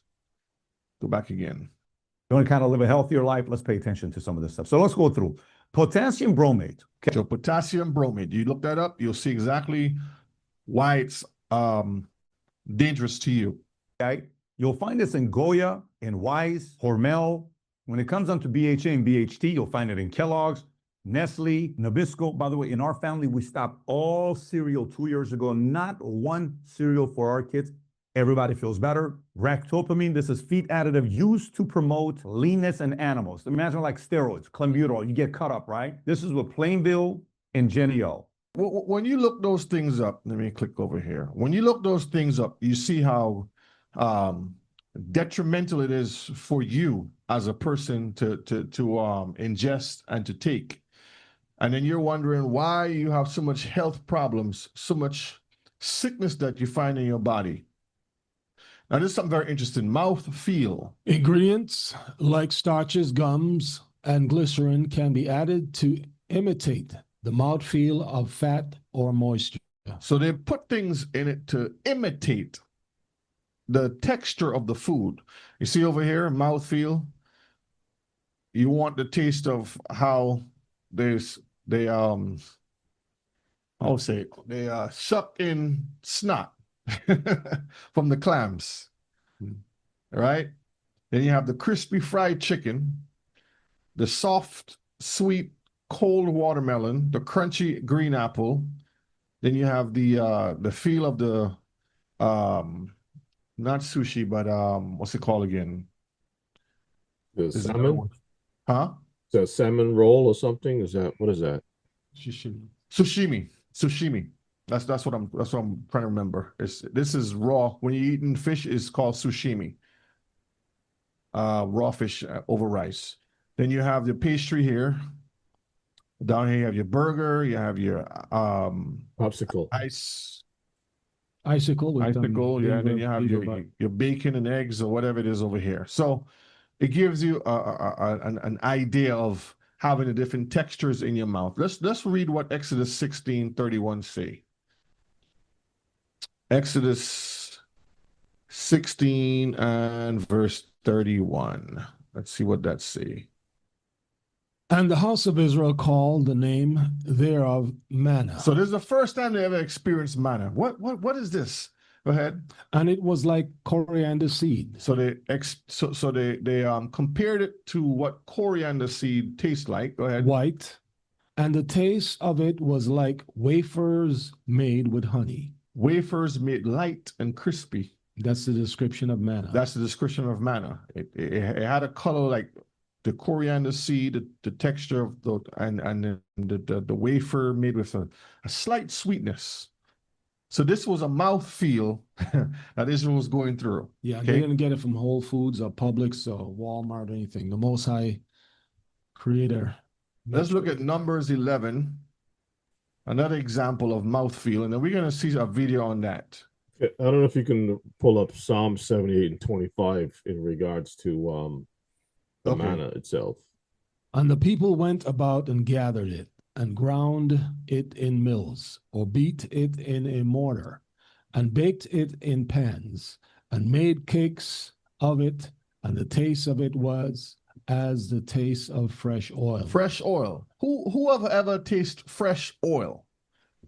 Mm-hmm. The definition of fresh oil is the process of how it's created, meaning you take the olives, you boil them down, you separate the fat from the olives, and you take that and you process it again, and then you skim that off, and it's a different taste to what you get when you buy it in the store. And I was just laughing. Coconut also. I was laughing because what came to mind was they tell you that people of color was running around in the bush with nothing on. They didn't know what they was doing, just eating and doing all kind of craziness. Then they didn't have an idea, a clue what to do. But hey, the scriptures is telling you that Hebrews was out there doing this stuff. Mm-hmm. You said Psalm 78? Yeah, start at 24 to 25. This is about okay, go ahead. Manna. And had rained down manna upon them to eat, and had given them of the corn of heaven. So manna is the corn of heaven. That sounds good. Man did eat angels' food. He sent them meat to the full. So the Most High gave us angels' food, as we call it, the corn of heaven. And then we had that beautiful, sweet, tasty bird called quail. Quail is delicious. I don't know if you ever had, in Mishpachah, if you ever had quail before. If you never had it, you go get you some. All right, let me go to the next slide, and then we'll play the video after this. So you see, it deals with visual texture. Even before we put food in our mouth, we can already see that it is shiny or rough, or that it looks grainy. If we think about a pudding, the height of the spoon corresponds to its mounding, which is also a visual texture. Mm-hmm. Tactile sensation. Mouthfeel includes the tactile aspects of texture, precipitation during food consumption, perception during food consumption. It refers to what a person feels in the mouth. For example, how much does the yogurt coat your mouth? Is it firm or slippery? Is it sticky or chalky? And you see that with certain fruits that you eat. There are some fruits you can eat it. It leaves like a chalky, numbing taste in your mouth. Some are creamy. Some are more acidic, sharp tasting. Some are smooth. It just depends on what type of fruit you have that you're eating. So this is where they come up with the idea or the term mouthfeel. Audible sensations now. Mouthfeel also includes the audible sensation of food. For example, the loudness of the sound of biting into a cracker. Or a crunchy piece of fried chicken. And all that has a lot to do with neuroassociation. which meaning that you associate things with sight, sound, smell, feel, and everything.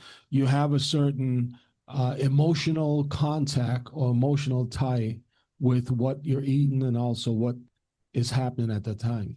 Mm-hmm. Let's look at what this video puts here now. Okay. What flavor do you think that is? Go ahead, guess. A lot of people will guess matcha these days or mint. What it really is just a vanilla milkshake that we've dyed green. Now, if I hadn't told you that and you tasted it, there's a pretty good chance you'd still get a little bit of a mint characteristic. You might think it was a bad mint milkshake, but you still might get a little hint of mint.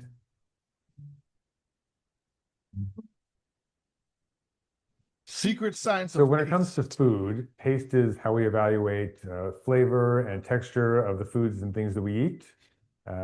We only have a couple of different tools physically that we use to do that. We have 5 different taste senses. We can taste salt. You want to say something on that?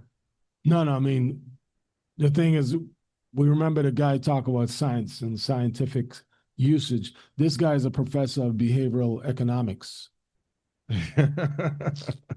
And he's talking about food. Yeah. All right, well, I mean, I guess the food have to do with your behavior. Yeah. Sweet, bitter, sour, and umami. But then there's a whole other set of things that we use to identify what flavor is, and that flavor and taste is, and that's basically through aroma and smell and your olfactory senses. Your experience of taste is beyond just what happens in your mouth. I'll give you a good example. I've done this demonstration a number of times where we give groups of people yogurt. They're blindfolded. We tell them it's strawberry yogurt and ask them to choose which one has more strawberry flavor. The trick is that it's all vanilla yogurt flavored with chocolate sauce, but they don't know that. Everybody picks one yogurt. You hear that? They blindfold you and tell you, okay, we're going to give you yogurt. And we're going to give you strawberry yogurt, but it's chocolate. Mm-hmm. And in your mind, you're like, this still tastes like chocolate. Witchcraft. Exactly.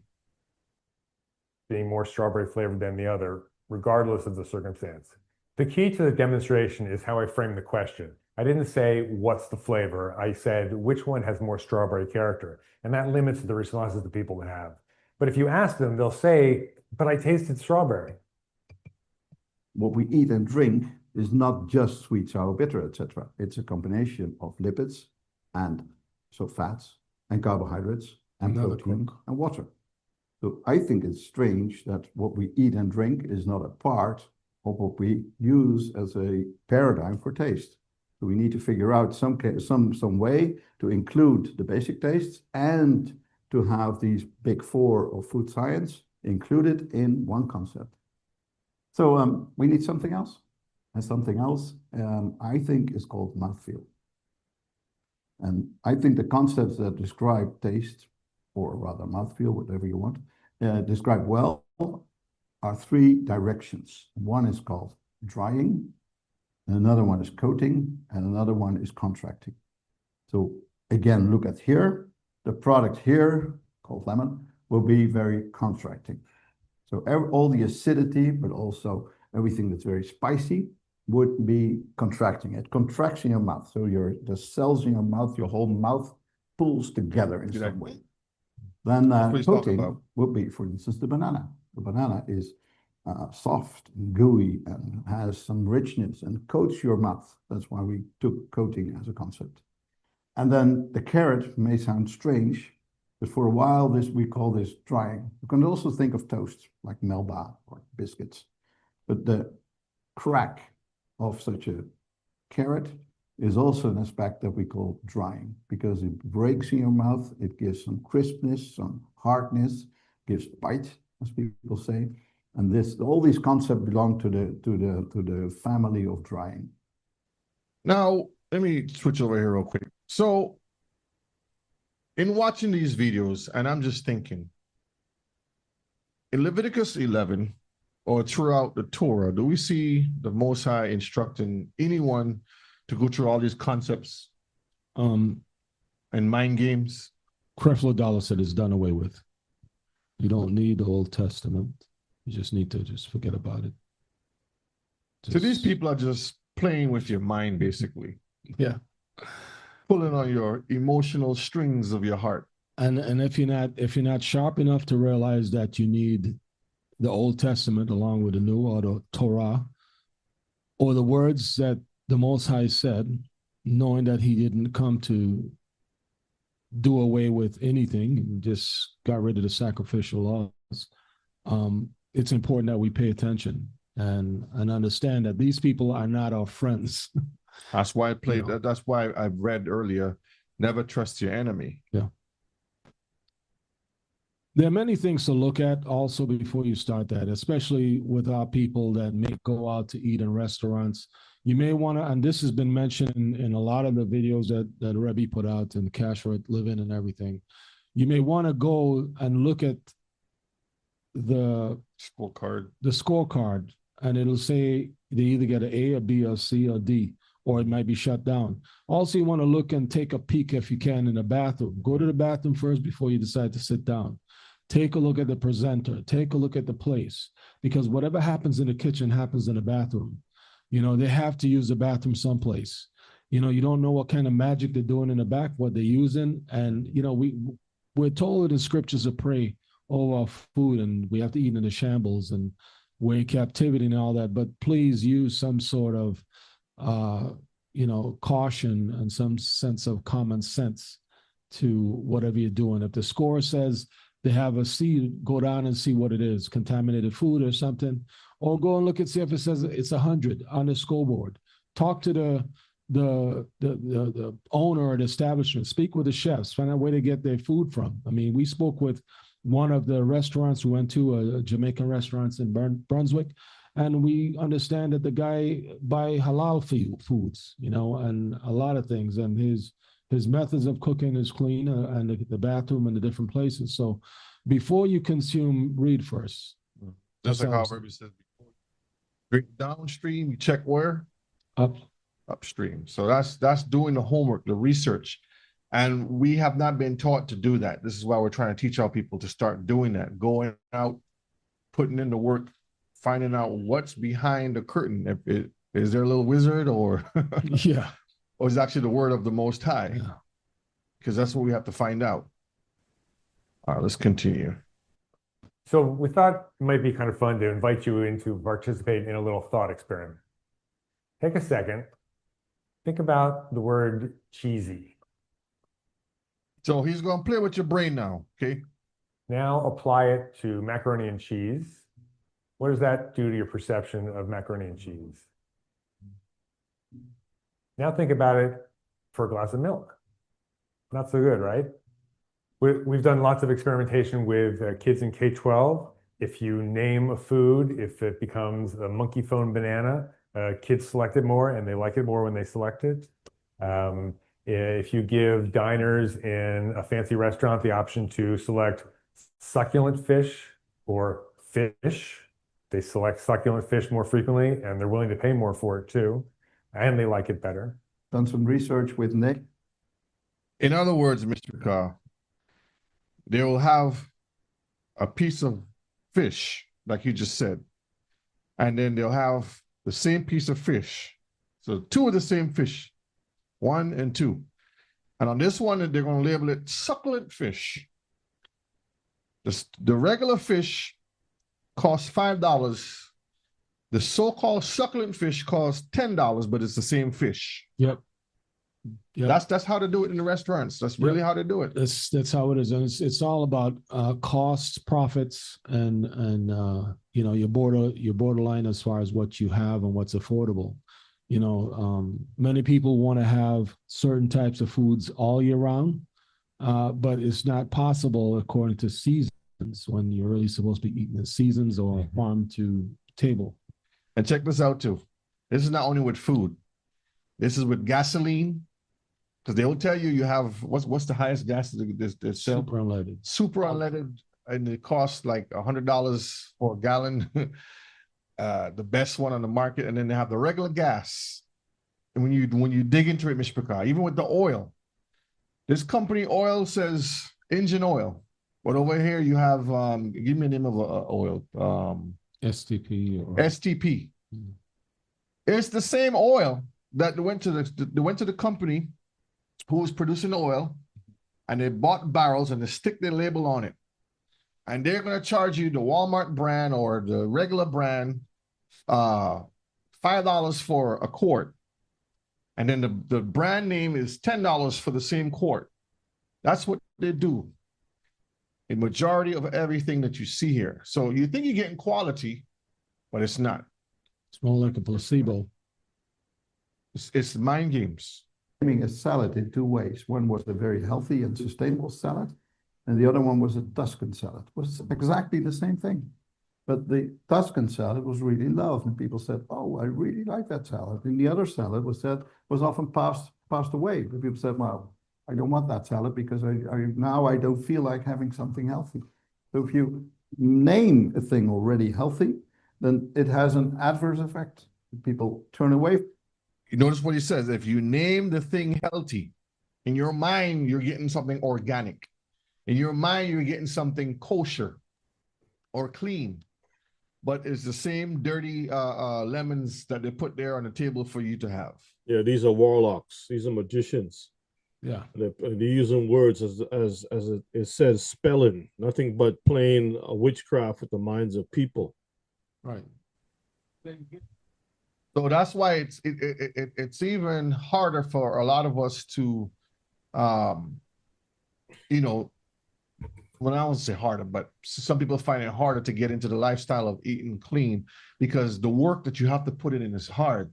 You know, like when you go to the grocery store, you got to take time. It's like a second job. You got to go down the aisle. You got to find.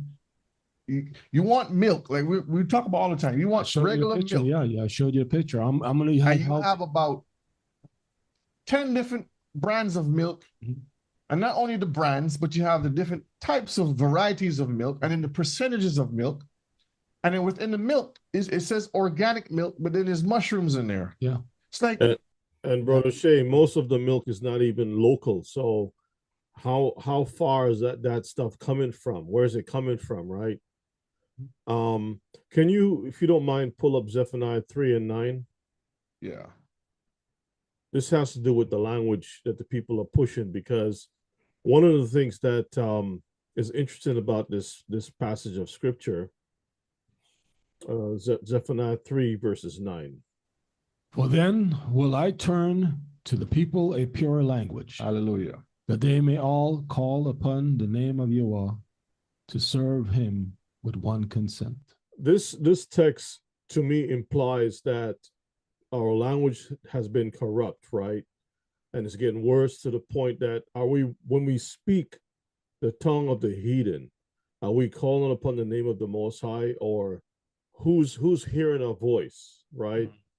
Because it says, for then will I turn to the people a pure language, that they may all call upon the name of Yahweh. So the language is connected to the Most High, right? Where he can hear us and serve him with one consent.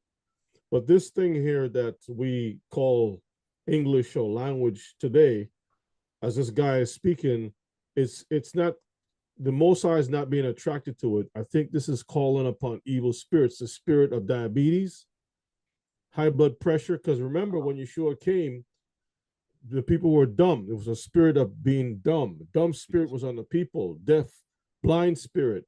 These are all spirits. And so in the book of Enoch, it spoke about how these demonic forces were teaching witchcraft, mixing up different things, right? Potions and stuff. So I'm wondering if what they're doing and the language that they're using, who's been attracted to this thing? Because it's not serving us, it's bringing death to our life, right? And Yeshua says, I come to give life and life more abundantly. Those who call upon his name will be saved.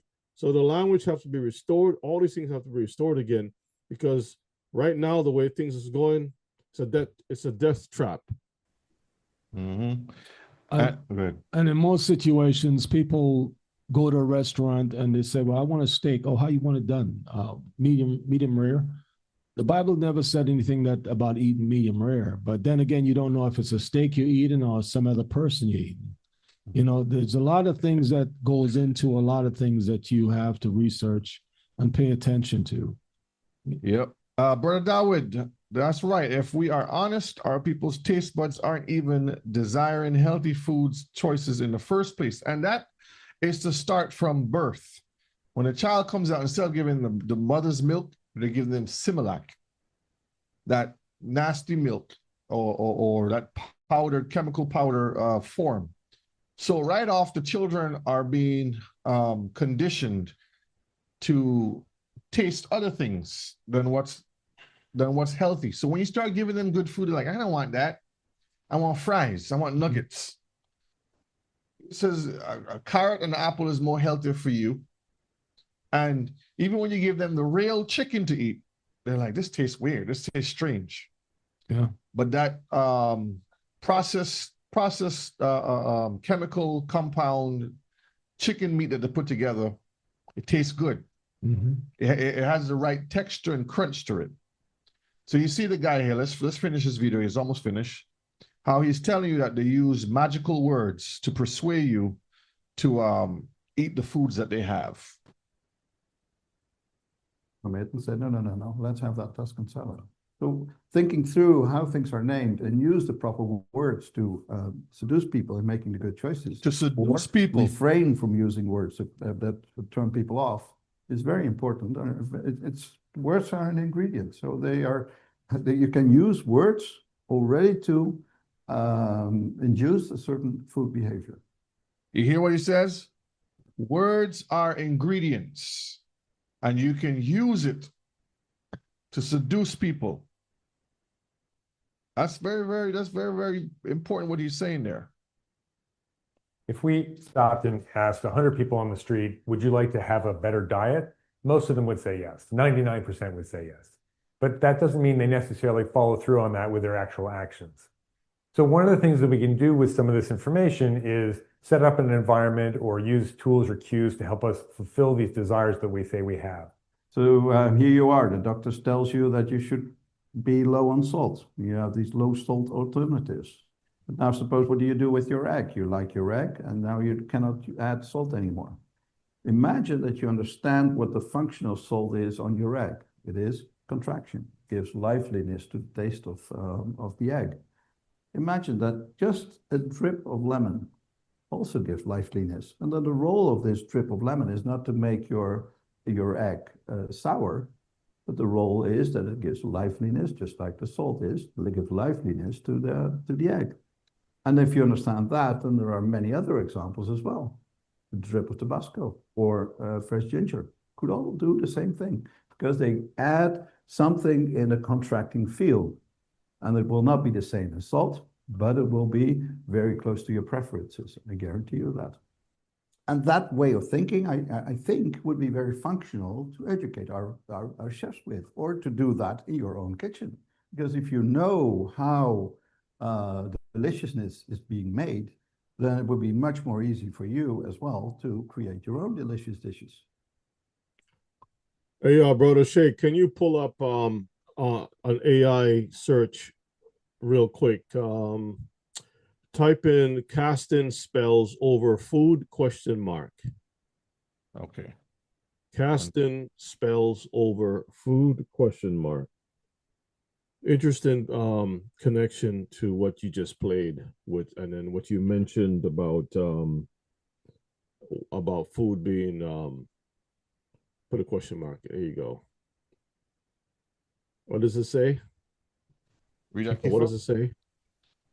Yes, casting spells on food is a practice within certain spiritual traditions, like kitchen witchcraft.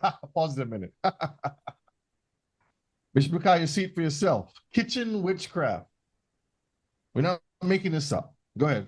Where it's known as kitchen witchcraft or kitchen magic, it involves imbuing foods with intentions and energy by combining ingredients with specific symbolic meanings and performing blessings or rituals during preparation to achieve desired outcomes, such as healing, love, or protection. This practice focuses on the connection between food intentions and the spiritual realm. We have a lot of examples of that when you look at with when Abraham with the gods and the food, and Daniel when he was with Bel. When you look in the Apocrypha, the book Bel, when he was dealing with the food, how to offer foods to the gods. Right. And even this, when you dig deeper, Mishpachah, it ties in with the vegan diet too, because it all ties in with a spiritual type of way that you're eating. Remember, the Most High already understand how our bodies operate and work. So he gave us a specific diet on what to eat and what we should and should not eat. The rest of the nations, they can eat whatever they want because he have given them over to these unclean spirits. Right. So when you put two and two together, you'll see how this all falls into place. That's a good find there, Rebbe, because that's exactly how these people put things together. Which is no different. Witchcraft. Which that same witchcraft happens during the holiday seasons. You know, you have Halloween, which is coming up. You got Thanksgiving. That's part of the the whole witchcraft of that. And I'm glad you said that, because when these things are coming up, they're gonna say, "Oh well, I'm not participating. I'm just having some of the food." So nibble. Yeah. Because my mama make that turkey real good. I want some of that cornbread that they have during that time. I want the eggnog. Whatever it is that they're offering, is offered to the gods. This is all spiritual kitchen witchcraft. All right, let's go back over here a minute. Let's see. All right, so what are we looking for? This is the question. So we can help our Mishpachah learn how to look at ingredients.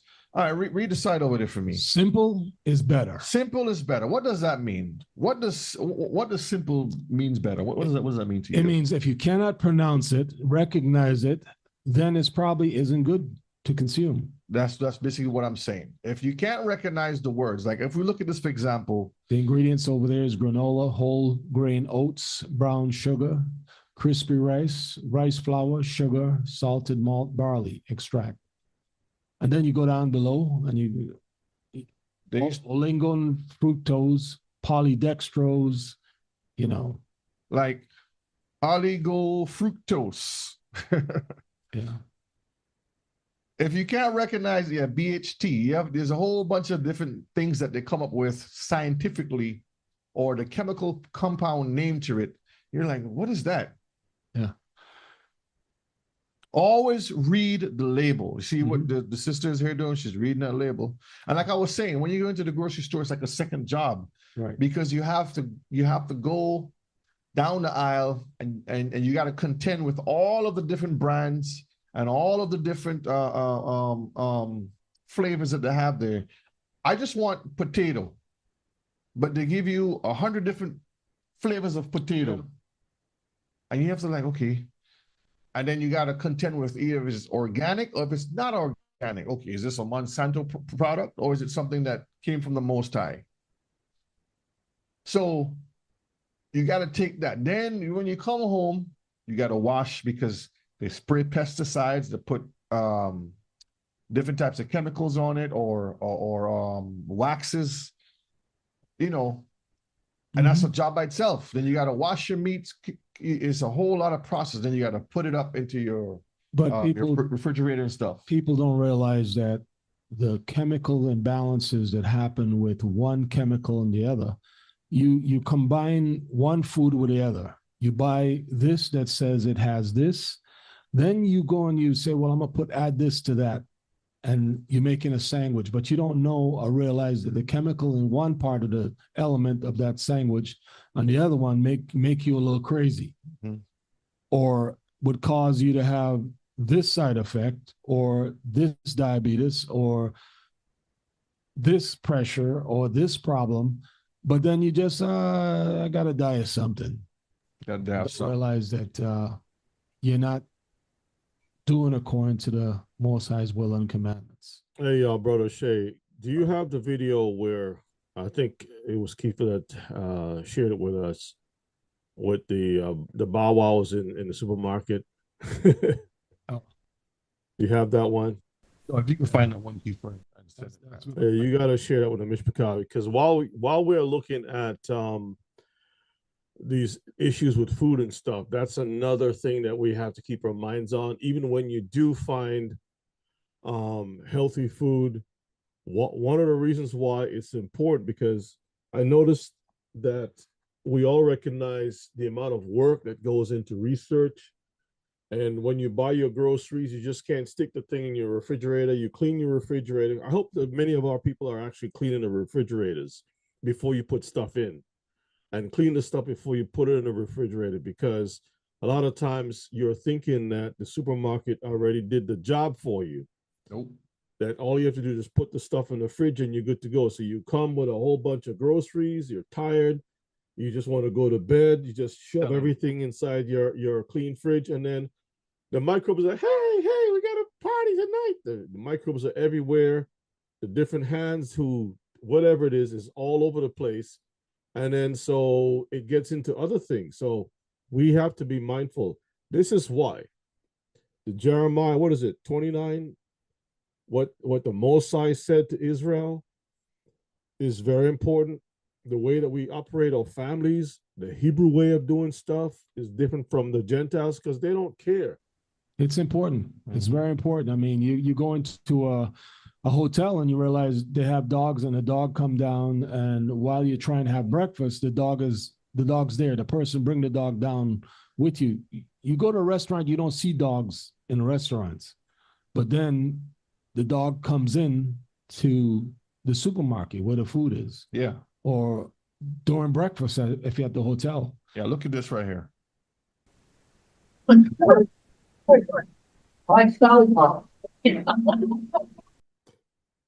don't know if anyone can hear me, but so this lady is trying to get her animal out from the produce.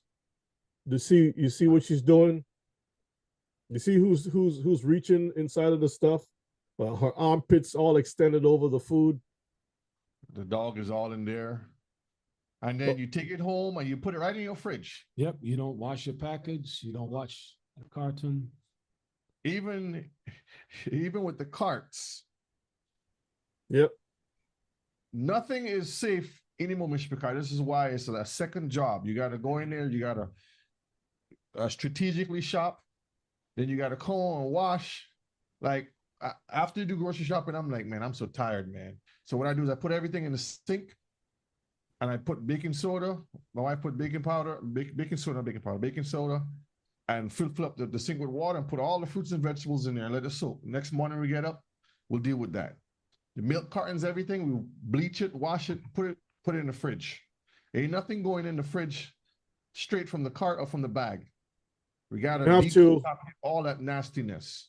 You may have to family, and I'm seriously thinking about it. You may have to just buy your own personal shopping cart.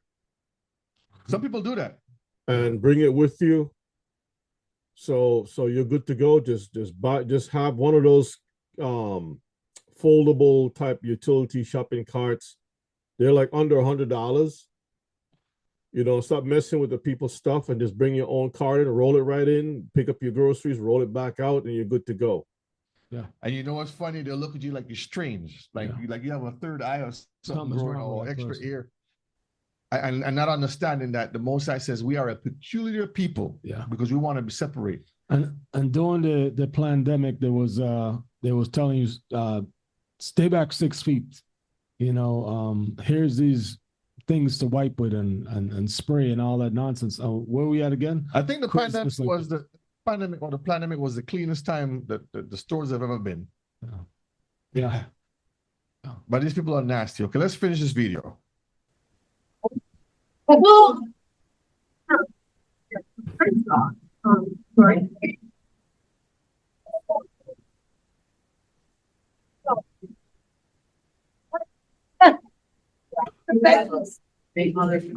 the veggies. These people. My question is, how did the dog get up there in the first place? Look what's coming out last. You see, the first part is the front, but look what's coming out last. Look how the dog is positioned. Everything. Who knows if he peed back there? Because when animals are when dogs are afraid or nervous, whatever it Yes. is, they would defecate or they would pee because of nervousness. That dog looks scared as ever because it's not used to the environment. Learn not the ways of the heathen. Look at that. Oh my God. Oh my God. All right, that's enough nastiness. Let's. That's why it's so important, family. I don't know. We've been talking about this, and I'm gonna play some more videos just now. Let me just finish this one slide. All right, so if there's no label to read, Mishpaka, always ask what am I eating? Because you just don't take things and put it in your mouth just because somebody say, you know, like when you go through like Costco or one of those places and they have those little taste thing, they're like, oh, come on, you can taste this. And you're like, what is this? Oh, it's a burger. What kind of burger? Oh, it's made of camel meat. You're like, oh, camel meat. Yeah. And if you don't ask, you'll be eating camel meat. Yep. Or with bacon bits or something in there. do you have the one with the kangaroo? Yes, I'm gonna play it just now. The first 5 ingredients is usually what you're eating. Now, this is very important. So when you look up here, the first 5 ingredients is usually what you're eating. So if I take, say, let me search for something. Let's look. Let's do a little test. Let's look up organic milk ingredients. Let's look at some images. All right, so we did this the other day. Let's look at this one here. Get a good picture of it. Hold on, let me see if I get a better one. All right, right here.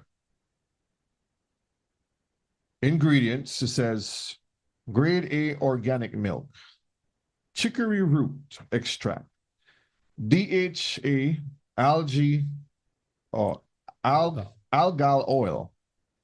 Let me see what that is. Anybody know what algal oil is? DHA. Let me see what let's see. DHA, algal oil. What is this? Sustainable plant-based source of the omega-3 fatty acid. See the long word that you can't say? So to put it in abbreviations, DHA, derived from cultivated microalgae instead of fish. What does that have to do with milk? All I want is organic milk. But why am I having texture? Microalgae, cultivated microalgae? Bro, Gerald said poison. Yeah. You see what I'm talking about? The first 5 ingredients. So let's see. Organic milk is good. Chicory root, okay. Why did it, let's see, why chicory root in organic milk? Type of see. So why chicory? The mere fact that they have to be putting all these things into food tells you that the food is sick to begin with. Chicory root is added to certain milks, especially baby formula and some plant-based milks because it's rich in inulin, not insulin, inulin, a natural prebiotic fiber. This fiber acts as food for beneficial gut bacteria. And then they'll tell you the reasons why they're putting it in there. But inulin, a natural probiotic fiber. So that means, like you said, Rebbe, the cows isn't getting what they're supposed to get and isn't giving what they're supposed to give. Yep. And the way that children are raised nowadays, they're not being breastfed. And in the old days, if a mother was not able to produce milk, a member of the family close by, because that's what they did during the slavery days, they would have what you call a wet nurse. So a lactating mother would supply, so the child will still get something that will help to, it's not the mother directly, but it's better than this stuff that they have now. So it's unfortunate, but we live in a really messed up society. All right, here's another one. What are we actually eating when we get oxtail? Let's see. All right, what are we saying, kids? Kangaroo Okay, hold on. Let me switch the volume over 1 second. tail versus oxtail? The audio is not coming through, Brother Shay. There's no audio right now. This is not beef. This is not oxtail. This is kangaroo tail. I know it sounds crazy, but if somebody said to stay out of jail or you won't go to jail, if you could pick the cow versus the kangaroo, I would be in jail forever, guys. Sorry, we would be in jail forever. This shit is exact. So just understand something. For the same bag of cow, it's $34. For kangaroo, it's $11.99. Please understand we are being fed kangaroo by somebody, and it does not tell you. So, whatever. See that? Sweet. All off the bone. Let me adjust the settings. Give me 1 second. See again, you see the witchery that's going on. They give you a 6 for a 9 because they know exactly what they're doing. That's why you have to check, always make sure. Because you never know. Never know what you're going to be getting, what you're going to be dealing with. Let's look at one more video here. Let's see. That video reminded me of the old man that in the book of Maccabees that they wanted to switch the meat up. That says, eat some swine. He says, nope, I've never done it. So they told the man, why don't you pick whatever meat that you eat and just pretend, to be eating the unclean stuff. And he says, I'm not going to do it. So it's sad to see how this type of stuff is going on. Raw meat in the sense of oxtail. This is crazy. Yep. Yo, what is going on, you mo? We are back and we're doing another cooking video. I'm excited because today we're going to be cooking this kangaroo tail. Cut like a little bit off like that. That's the fat there. That's what you want to try to keep on the meat. That raw. Look at that. Now, this is what you're left with. A nice big rat. That's right. Australian rat. This is another part that requires a bit of skill. Along here, there's joints. There's joints all along here. See that? That's what you got to do to every bit. You can see right there, that's the joint. Feel for it. People go crazy for the fat, kangaroo fat. Yeah. Yeah.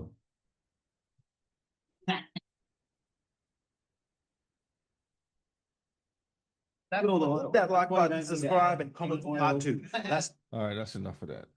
Hey, the only thing I would say is because when I first saw that video, I questioned the industry itself because kangaroo is a protected thing in Australia and those places, right? You may find maybe 1 or 2 people doing that, but for people to go about selling that thing on a large scale for $11, first of all, kangaroo meat sold anywhere will be expensive, so that really doesn't make any sense. Some are saying that it's a hoax, it's false. Maybe in Australia itself that would happen, but it'll be too costly. But who knows? Who knows? Yeah, see, it says right there, it's consumed in Australia, primarily consumed in Australia. So I'm sure they have kangaroo farms that they're raising it to do that too. Yep. All right, let me move on. I got some more because we're almost, time is almost up. We have about 30 more minutes. Okay, let me move on. All right, so labels are used. Go ahead. Labels are used to identify, inform, warn, and promote serving as essential communication tools on products, packaging, and organizational systems. So how to read a food label, and it is showing you here, tells you the size, the servings, the calories, which says nothing about the overall health of the product. So focus on the ingredients first. See what they're telling you? Don't worry about calories because that's what they're pushing. Oh, you get the calories building up. What is the ingredient that you're eating? That's the first thing you're supposed to look at. Then talks about the low and high, right down here. Fat content is not about quantity, but quality. Minimizes trans fats and processed seed oils. Dietary cholesterol has little impact on cholesterol levels in your body, so do not worry too much about this measure. Sodium is not bad, but essential. Focus on overall food quality and your kidneys should balance your sodium levels. Yes. So basically, when you read it, they're telling you, see what you're eating. Look at the ingredients, know what exactly is in it, because that will tell you exactly what you're consuming. All right, let's look at a video here. That's going to help us understand a little better on that. The list of ingredients at the back of any packaged food is a gold mine of information about that food. But ever wondered why you have to stare and look so closely to find and then read that list? Also, ever asked what these things like maltodextrin and dextrose and INS 150A and E235, etc. are? And what are they doing in your food? And even after you find these ingredients, ever wondered how much of each ingredient there is in your food? Because that's not declared there. If the answer to any of these is yes, then you've come to the right place. In this video, I'll show you how to read ingredient lists. Here's what all we'll talk about. First, we'll start with how to read and make sense of the ingredient list. Second, we'll learn what all those various strange sounding ingredients actually mean. And pause it a minute. See, because this is important, because when you give the younger generation to go buy food or to pick some stuff up, they'll just go and they'll grab what the first thing they see. You tell them, go get a bag of rice. They'll just go grab rice. Or a box of rice. Yeah. But they don't know if the rice was man-made rice, or if it was which is jasmine, or if it's real rice, or if it's bleached rice, or what type of rice, where the rice came from. All these different things that you got to know, so you'll know what you are putting in the cart. You tell them, go get a box of cookies. You want to treat them. Like in the movie Civil War. What type of American are you?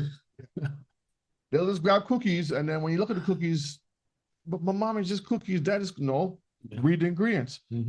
Death, seizures, loss of eyes, eyeballs. The list goes down when you really look at it. Tremors, and like they'll tell you like this cookies is marketed colorful. It looks beautiful. All the commercials on TV, all the children are eating it on the commercials. And as I said, even though they may say kosher on it or for diabetic people that want to buy this, read the ingredients still, because it might be something in there that may adversely affect you. Because remember, most of the foods are not created for people that follow the dietary laws. Yeah. And for the people that are like you. They're created for the other nations because the other nations don't really care. That's right. Yes, Samuel Barnes, that is absolutely correct. All people don't need to be lazy and have nobody buying your groceries for you. Having Uber Eats and DoorDash. The heathen, like we just saw the video with the dog in Walmart. They could have passed by and get the same lettuce and put it in your cart and send it to you. Now you're wondering why your throat itching you, why you have, some sickness or something. All of a sudden, time you got to twitch. They're not going to pick the best for your interests. You don't know what they've done over your food, if it fell on the floor, if it was stepped on, whatever.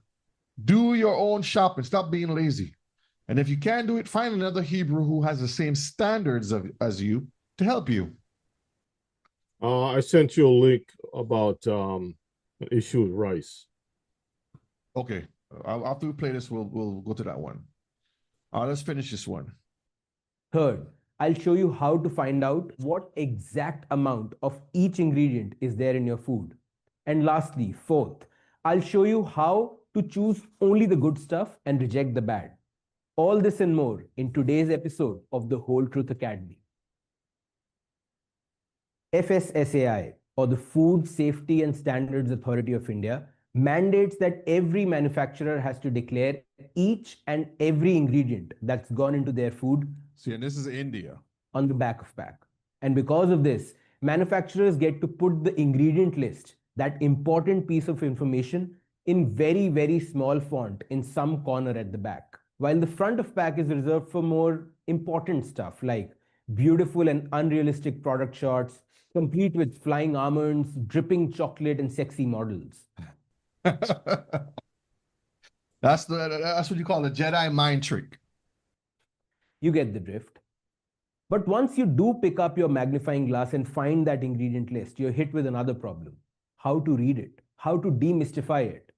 Well, allow me to help. First, order of ingredients. Our food regulator is smart. Did you know that FSSAI mandates that the ingredients on the ingredient list need to be listed in decreasing order of constitution? Let me pause it a minute. That's very important. That's why I said usually the first 5 ingredients are very, very important. Hold on, let me fix this thing here. Okay, y'all can probably hear me better now. The first 5 ingredients are usually the most important. You see what it says here? The name of the ingredients used in the product shall be listed in descending order of their composition. So, what's the best all the way to the least? So if you have a package and there's a whole bunch of ingredients, you know there's a bunch of garbage in there. Right. Because all you wanted was some potato chips. Mm-hmm. And it should have the basic ingredients: potato, oil, and the salt. Right. That's it. But when you look at it, it tells you potato flavor, potato whey. Give me some more. Then let's go to oil, trans fat oil, seed oil, like 10 different oils. Like, how many oils you have to fry this potato in? Then you go for salt, they're going to tell you flavoring. Or they could natural flavoring. Or they could use a word called blend. Oh, yeah, blend. Yeah. All I want was oil. Yeah. Like, give me olive oil with a little dash of sea salt and some regular potatoes. Yeah. I mean, or you could take the olive oil and, put a sprig of rosemary in it and let it become flavor with the rosemary. Yeah. But anyway, go ahead. All right. Constitution. What that means is that the first ingredient on the list is the largest component by weight in that food. Take this packet of oat cookies, for example. The first and hence the biggest ingredient here is refined wheat flour, which is maida. Then the next ingredient is edible vegetable oil. The third ingredient is maltitol, which is... Let's pause it a minute. I'm sorry. Why does it have to say edible vegetable oil? I mean, something is wrong with it. Which is basically palm oil, according to what they're saying there. Okay. Then they can tell you inulin, rolled oats, milk solids, natural cereal fiber, 3% oats, almond 3%, and then they start to have all these spell casting. Yeah. All right, let's go back and play. The kind of sugar. We'll talk more on this later. Then there is inulin, which is another form of sugar. And then at 5th position is oats, which is just 6%. This is perhaps the most potent and the most well-kept secret of the back of pack. And it opens doors to many, many other secrets. Which brings me to point number 2. Amount of each ingredient. Did you notice that in this cookie pack, the percentage of only a few ingredients, that is flour and oats, is declared? For some reason, the percentage of maltitol and vegetable oil and inulin is not declared. Why? Unfortunately, FSSAI does not mandate that the percentage of each ingredient be declared in the ingredient list. So let me clarify that. So what he's saying is, when they put these things in the package, the companies don't have to tell you how much they're putting in there. They'll tell you, okay, we put 50% of it is flour and then 6% is oats. But the rest of the garbage, they're not going to tell you how much to put. So you don't know what you're getting. And that's the magic that they put behind it. The food industry lobbied against this demand because that would let their recipes out. Their argument, if you knew the exact percentage of each ingredient, you or their competition could easily copy the recipe and make it yourself. Right. Interestingly though, you'll find the manufacturers self-declaring the percentage of a select few ingredients, like we saw here in the cookies. Flour and oats were declared. This is because FSSAI also mandates that for any ingredient which is emphasized on the front of pack through labels or pictures like oats in this case, or any ingredient that is essential to that food like flour is to biscuits, the percentage of that ingredient needs to be declared at the back. For example, take this bhujia. They've declared that the first ingredient at 46.2% is husked dew gram flour, which basically is a fancy name for besan. And the third ingredient at 9.2% is chickpea flour. Now, these two they had to declare because they are essential to what we expect from bhujia. But the ingredient in between at number 2 is oil. And they haven't mentioned how much is the percentage of oil. And that's another way of you not being able to make that product. Because you say, I want to make the same cookies. Yeah, and they hide it under a word called proprietary. Meaning that, you know, it's your secret recipe and you have proprietary laws over it. So they can't really, you don't know what's in it. You just have to trust them. Sirach 12:10. But no worries, given what we know now, we can derive how much oil there is. Now, given that ingredients are ordered by weight, you know that oil has to be less than 46% and more than 9%. Also, 46 plus 9 is equal to 55%. So 55% of this packet is these two kinds of flours. It's all numbers. The science. It's numbers. And they haven't mentioned the percentage of any of the other ingredients either. But these other ingredients are salts and spices. How much can they be? 3% or maybe 5% at max? So basically, you now know that about 60% of this bhujia's constitution is flours, salts, and spices. And the only thing left is oil. So 40% odd in this might just be oil. Now, one way to check if your guess is right is to check the fats in the nutritional table. As we learned in the video on decoding nutrition tables, all flours are largely carbohydrates. So most of the fat in this product is coming from oil. So the percentage of fat in the nutritional table should ideally be close to the percentage of oil. Now, here they have listed the nutritional information per serve. And it says that one serving is 30 grams. So to find out per 100 gram, you'll have to multiply everything in the table by 3.3. Are y'all good at math? Are y'all good at math, Mr. Carr? You be in the store trying to get me the calculator. Yeah, but the most important thing on this thing right here that I look for that is very important to me is one thing: sodium. 14% sodium. And all the nutritional stuff down below tells you what? A big fat 0. Not healthy. All right, let's close out this video. Let me see. Let me go down. Why even post the names of those things if it's a 0?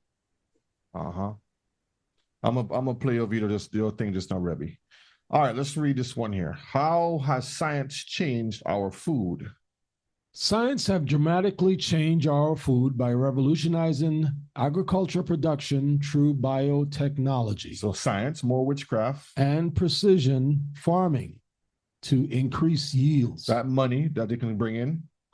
Improving food safety and preservation via methods like pasteurization, refrigeration, and modified atmospheric packaging, and enhancing nutritional value and variety through fortification, genetic modification, and processing. If you look at this is you can see all the different words in it. Let's see: revolutionize, increased, improve, preserve, pasteurize, refrigerate, modify, enhance, fortify, modify, process. All these words they're using is to change. Food magic. To change the natural form to something else. 2 Kings 4 and verse 40. So they poured out for the men to eat. And it came to pass as they were eating of the pottage that they cried out and said, O thou man of Elohim, there is death in the pot, and they could not eat thereof. Imagine you're eating and you just remember that the vegetables you had, the dog was just on the shelf. And you see all the microbes, and then there's some bacon bits in there and or even shellfish. Worse. Or even worse, like in North Carolina years ago, there was one of the farms that was being sprayed with pig fecal matter and different things that they taught, and the way how they set it up was for nutritional value or for set up in a way that it helps the food, but it doesn't help. All right, let's look at this one right here. This is the BBC News. And this is not only found in Nigeria, it was also found in other places of the world too. Plastic rice seized in Nigeria, December 21, 2016. Look at this. It looks like rice, right? To the person who never picked rice in their life. You picked rice growing up, right? No. Even never had you picking up rice? Well, yeah, we pick out if there's stones in the rice or any little foreign objects in the rice to separate it, they wash it. Nigeria has confiscated 2.5 tons of plastic rice smuggled into the country by unscrupulous businessmen, the Customs Service says. Now imagine the people looking for food to eat, and then you're consuming plastic that was going to end up killing you. You see how wicked these people are? He said the rice was very sticky after it was boiled, and only God knows what would have happened if people ate it. It is not clear where the seed sacks came from, but rice made from plastic pellets was found in China last year. All right. So you see that, Mishpachah? Yeah.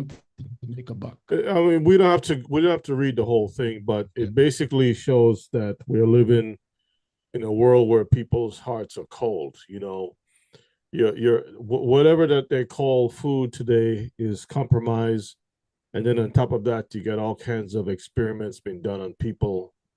Plastics is not thrown away; it's actually recycled into foods, and you name it. It's crazy.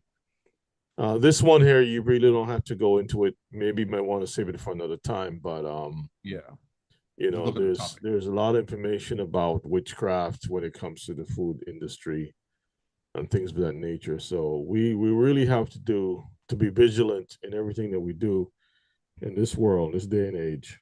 And you may not be aware of it when walking into a restaurant, but you'll see a little table set up outside or in front of the restaurant or close to the restaurant by one of the places in a corner or in front of it where they have an altar for the food. So always be mindful about these things.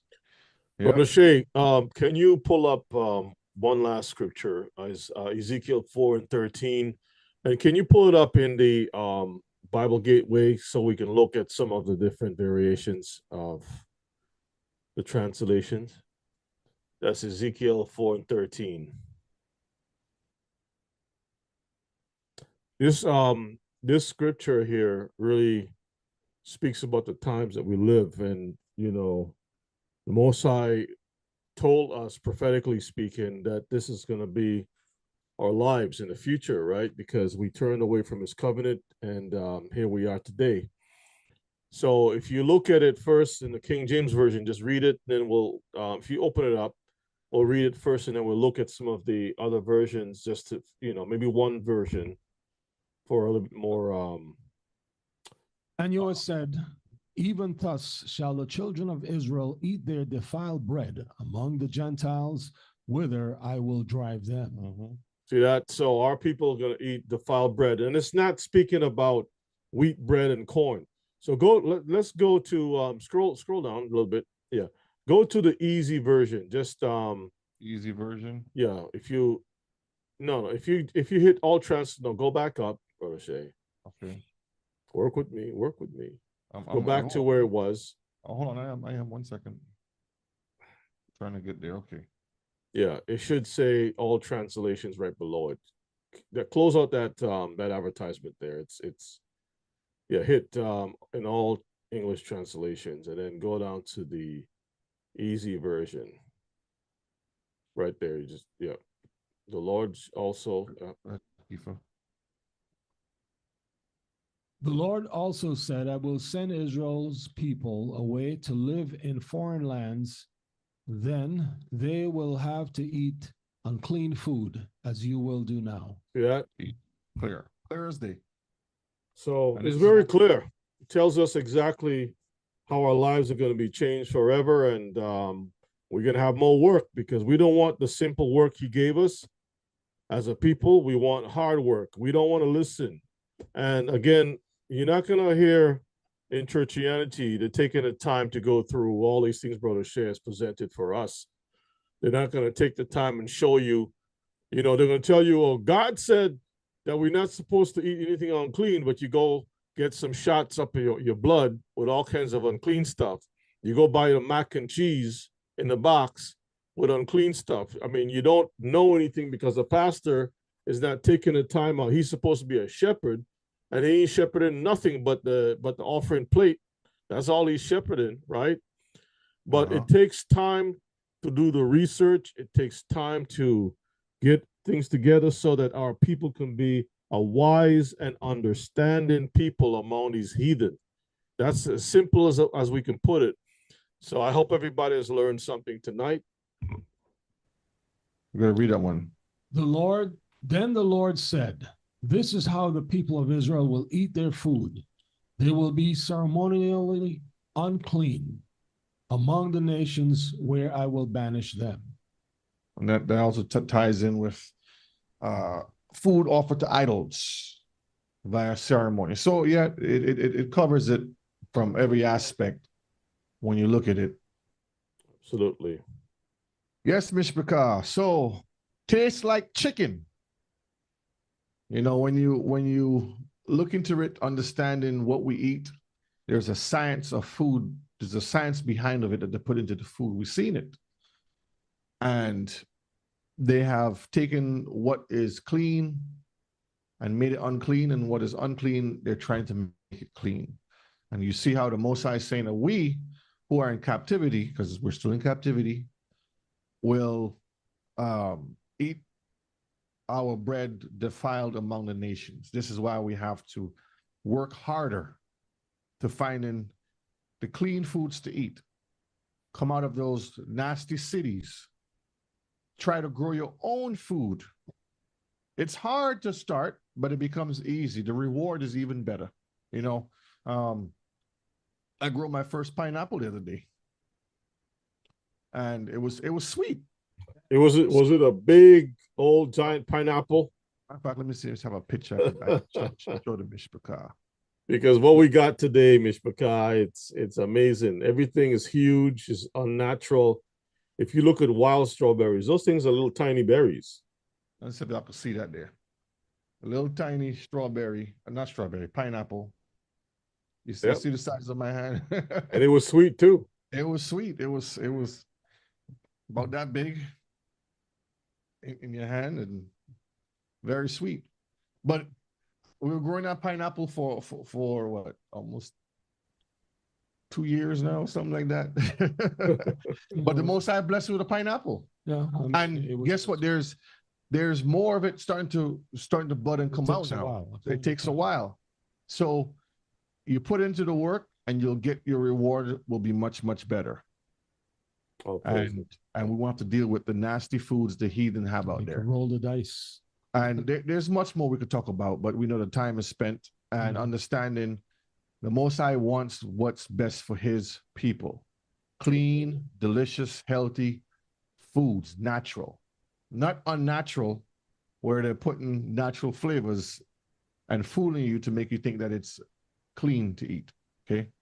So I hope we learned something tonight where we can teach our families how to look for what is clean, how to look for it, what to eat, what not to eat, and so forth. And like I said, I put in the chat, you can go back, the video I did with the clean and unclean foods. It's a little more in depth. You can see a lot more of it. You want to say anything else? I just want to say, I pray that the Most High will continue to watch over us, bless us, and guide us. And I want to thank all those that were listening in for the newcomers. And if anyone listened to the rebroadcast, continue listening. And we pray for you and pray with you and ask that you continue with all the other classes that we do have in our Rumble and YouTube channels, that the Most High will bless us and give us guidance in all that we do. Take care and shalom. Food is medicine. Food can be a drug. That's the question. Is your food medicine or is it a drug? Just think about that, okay? That will determine whether you're healing your body or committing a slow suicidal act. Okay, so food is medicine. That's why the FDA deals with food and drugs. Rebbe, any last words for tonight? I think you said plenty, so we can wrap it up here. Just family, just take care of yourselves and stay focused. Don't lose course on anything. Amen. Just be mindful of the times that we live. All right. Love you all. Stay strong, stay sharp. And the elder is going to close out with a word of prayer. Thank you, Keeper, for reading. Thank you very much for allowing me to be here, Rebbe and O'Shea, and I ask that the Most High bless us. Thank you all for praying. All praises to the Most High. Wonderful class, Brother O'Shea, Brother Yana, and Kifa for reading. Let us pray. Heavenly Father, we thank you, we praise you. We bless your holy name, Father, for such a wonderful class that you have allowed Brother O'Shea to put together tonight, that we can see the danger that is there. We can see and learn that we need to better our condition, try to live better and read for ourselves and to take care of ourselves. Heavenly Father, we thank you, we praise you, we bless your holy name. As we're about to dismiss, we pray that thou may dismiss us with your blessing. Bless our teacher, Brother O'Shea, bless Brother Yana, and also Kifa for reading. Allowed us to have a wonderful night rest as we go to sleep. And in the morning, we're going to get up and give you all the thanks and praise. We love you and we thank you, because we ask it all through your Son, Yeshua, we pray. Amen. Amen. The words of our mouth, meditation of our hearts, be acceptable in your sight, O Yah, strength and Redeemer. Strength. Shalom, Mishpachah. Until Laila Shabbat. Tov.